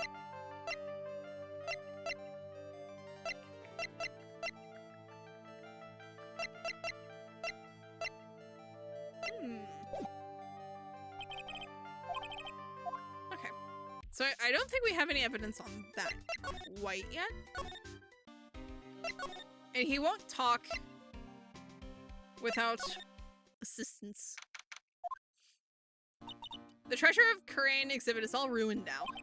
I'm sorry, it's just so sad. This was our big chance for everyone to learn about spirit channeling. Maybe I can cheer her up somehow. Well, now that we've got the sacred urn back, maybe they can reopen it? Really? Sure. Maybe we can label it the Urn of Mask's Desires. That would probably attracted a lot of attention. Whoa. That's brilliant, Nick. We could clean up and be filthy rich. Woohoo. Wow, that was surprisingly easy.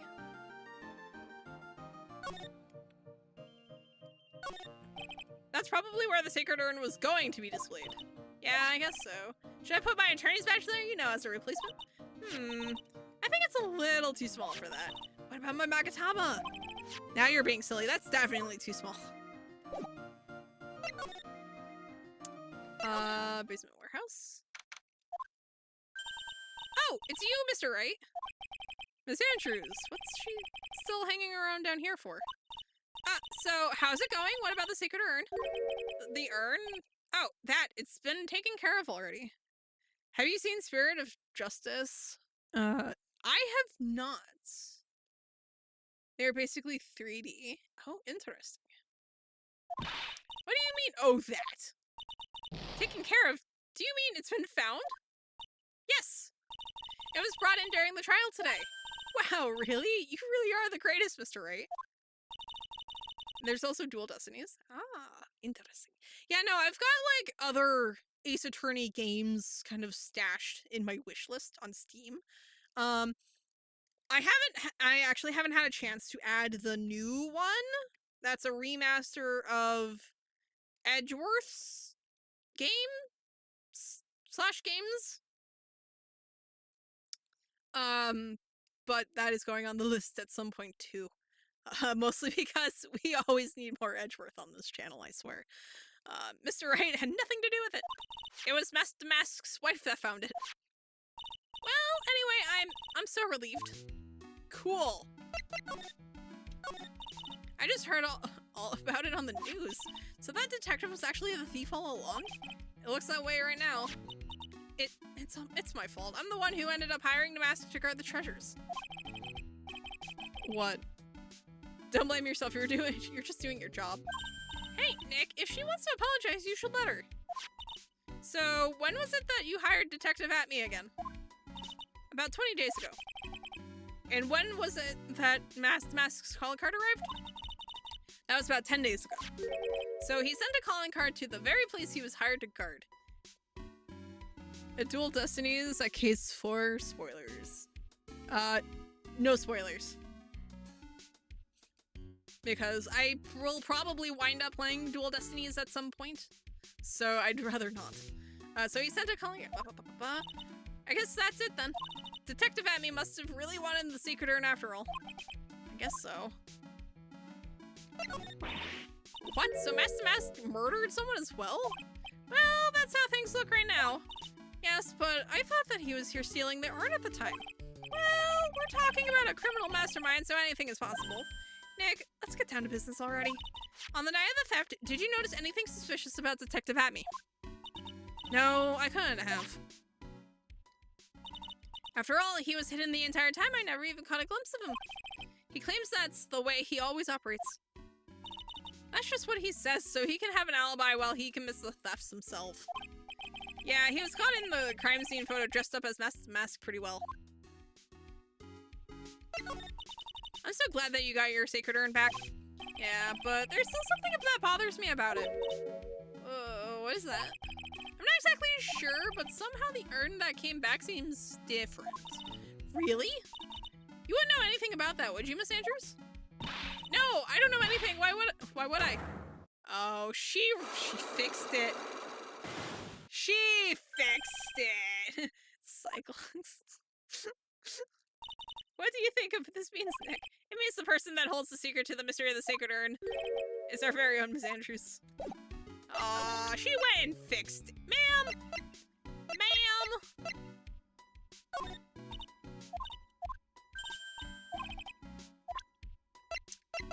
Ma'am, why are you like this? Don't go fixing things.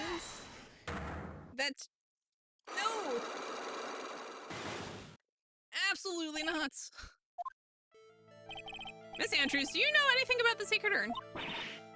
Do I know anything? I'm in charge of the entire treasure exhibit. The urn that was submitted before the court today, it's obviously not the same urn as before.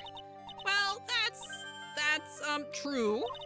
Maybe it isn't the same. It could be a fake. A fake. You're the one who said it wasn't the same, so that's the most obvious explanation. Do you have any evidence the urn that was submitted at the trial was genuine?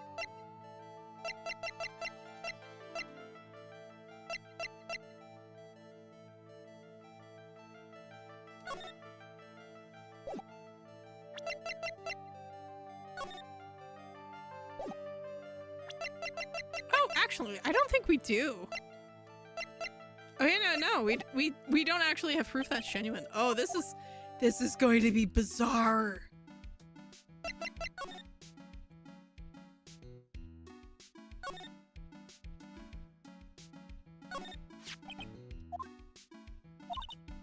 Oh yeah, so this is all this. Yeah, this is all the same still. Actually, stuff's in there. Yeah, we're not allowed in there still. Okay.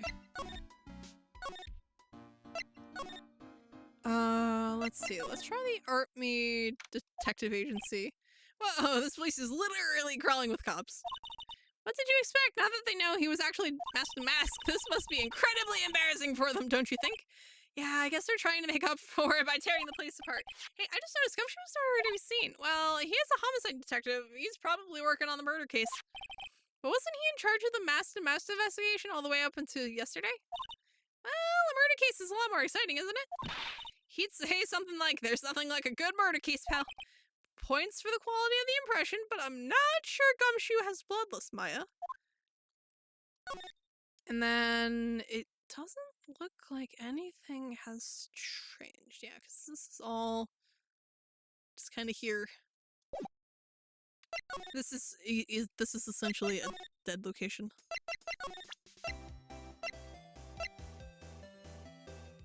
I wonder if she knows anything about this. Excuse me, but would you take a look at this? Oh. Ma'am, that is your husband. How do you not know anything about that?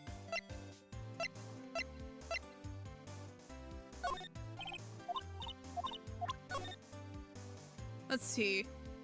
Tear of Emanon, 100,000. Crown of Bangora, 150. Left Hand of Hades, 240. Portrait of Magina was 500,000. It got returned. Wait.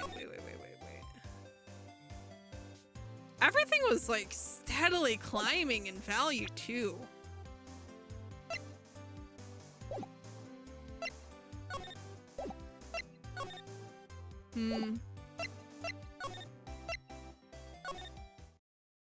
Okay, so still not here. I don't know why I came back here. Because that's no good into a stand good.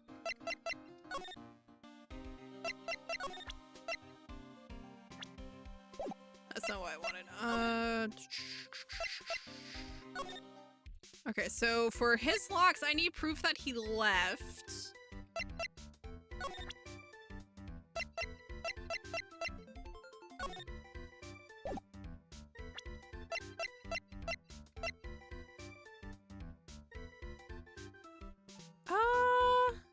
Well, this was found in the security building. I know, around 1 a.m. the night of the crime. Wait a minute. Where was it found? Sir. You know what? I want to see what happens if I, like, submit the wallet to try to break that lock. Because I don't think it was found in the room, right?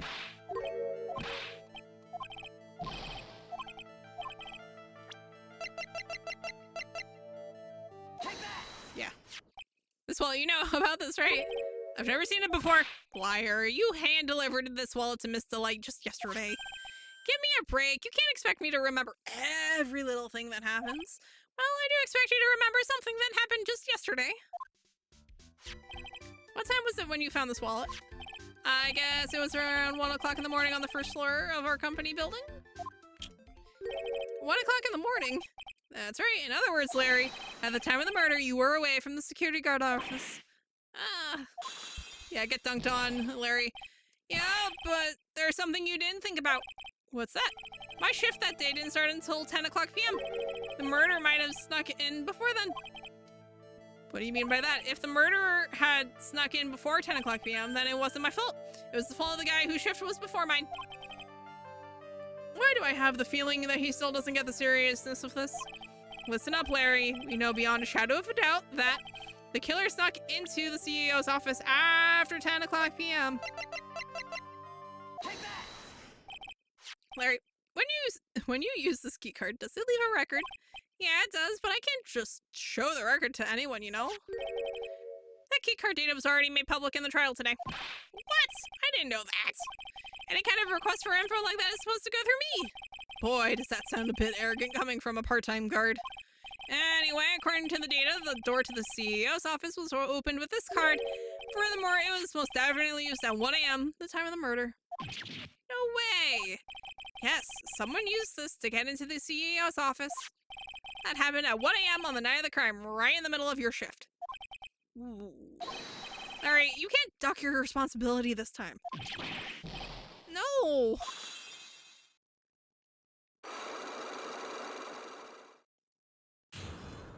Unlocks is successful. Alright, bud. Ooh, I knew it. It's all my fault. It's my fault that the boss was killed. My fault. Larry, there was nothing I could do. I have important issues to deal with too, man. What happened that night anyway? My Donna happened. Huh? Your Donna? I got a bad feeling about this. Yeah, my Donna called and said, I have to talk to you right away. So I went to see her, and he was standing right there next to her. Who was? Her new boyfriend! It was like some horrible joke. Before I knew what was going on, the guy socked me right in the kisser. Normally, I'm the one that does the punching, isn't that right, Maya? Yeah. So, is that why you left the security guard office? I'm sorry, it's all my fault. How can I ever make up for it, Nick? What can I do? What? Oh, he's curled up on the floor crying like a baby. Oh boy. Nick, is there anything I can do? Anything, just name it. I'll do whatever I have to make up for it. I swear I will. Larry? Hey, Nick, as long as he's offering, why don't you show him the evidence we've got? She's right, maybe we'll get at least one bit of useful information from him. Nick. Oh, he's so pitiful. I mean, that's securely a him problem, but like, he is pitiful. The buzzer in the CEO's office is directly connected to this room, right? That's right. Just like my heart is oh, sir. Go ahead, Maya. Press the buzzer in your heart. I promise they'll oh, absolutely not. Oh. I know she's of age, but I hate everything. Wow, that was pretty... No, it wasn't! Do you think you could tell us about the buzzer now? Yes, please. Please tell us. Okay, I guess so. Be prepared to be wowed. Okay. I think... Okay. Doesn't know anything about that? That's fine. Okay, doesn't know anything about that. That's fine. What can he tell me? I'm really sorry, Nick. I swear I want to change my ways. But the thing is, I just don't have any interest in men. This guy really needs to get his mind out of the gutter. Larry's your stereotypical guy, all right? Okay. Not worth trying anything there. Okay. I accidentally pressed the buzzer earlier. Yeah, I heard it. So that was you, huh? You're a security guard, aren't you? Why didn't you come to the CEO's office? Well, this is the 3rd floor of the basement. The CEO's office is on the 1st floor. I thought it'd be a good idea to adopt a wait-and-see approach. Plus, there's a police detective right there. There's a police detective here, right? I just didn't think it was necessary. It's as if he's trying to win an award for the laziest person on the planet. Let's get back to talking about the night of the murder, okay? Is it true that the buzzer didn't go off that night? There must be a record, right? You must have had a look at it, right? Of course I did. I couldn't possibly have made a mistake either. Do you think you could take just one more look for me, pretty please? Ooh, okay.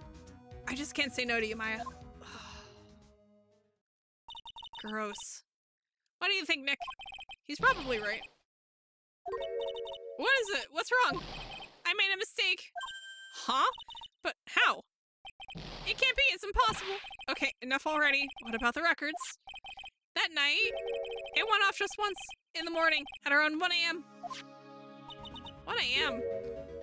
That's when the murder happened. Really? Are you serious? That's terrible. It can't be.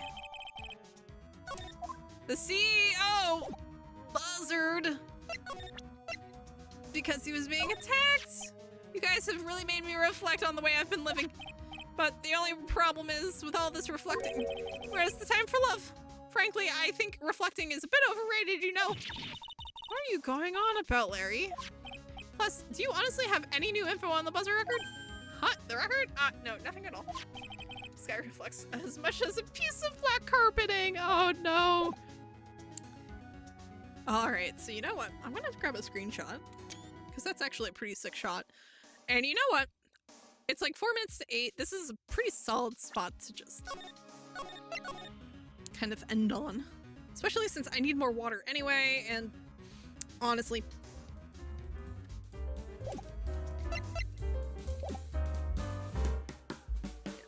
Now we can talk without Ace Attorney overpowering the jazz. But anyway, so... Barry broke you. He did. He did. He did. Oh... Dreadful man. Straight to jail for being cringe. But anyway, so that was a very good stream. We actually made what feels like very good progress on that case. This is only the second case, and of course they start us out with a banger of a heist into a murder of all things. Because of course it's Ace Attorney, so it always has to come back to murder, doesn't it? But yeah, so I will be putting up the schedule probably either later tonight or sometime tomorrow, just so y'all don't get like, for those of you in the Discord, you don't get like a bajillion things. So that's going to be going up, but basically we are probably going to be picking it back up with this on Thursday. And then as far as I'm aware, we should still be playing on Friday as well. I don't know if it'll still be this case or not, but we will be doing more Ace Attorney Friday. But yeah, so I hope y'all had a good time. I know I had a good time, and I hope y'all have a good rest of your week, and I look forward to seeing folks again for the rest of this case on Thursday. Take care, everyone. Bye.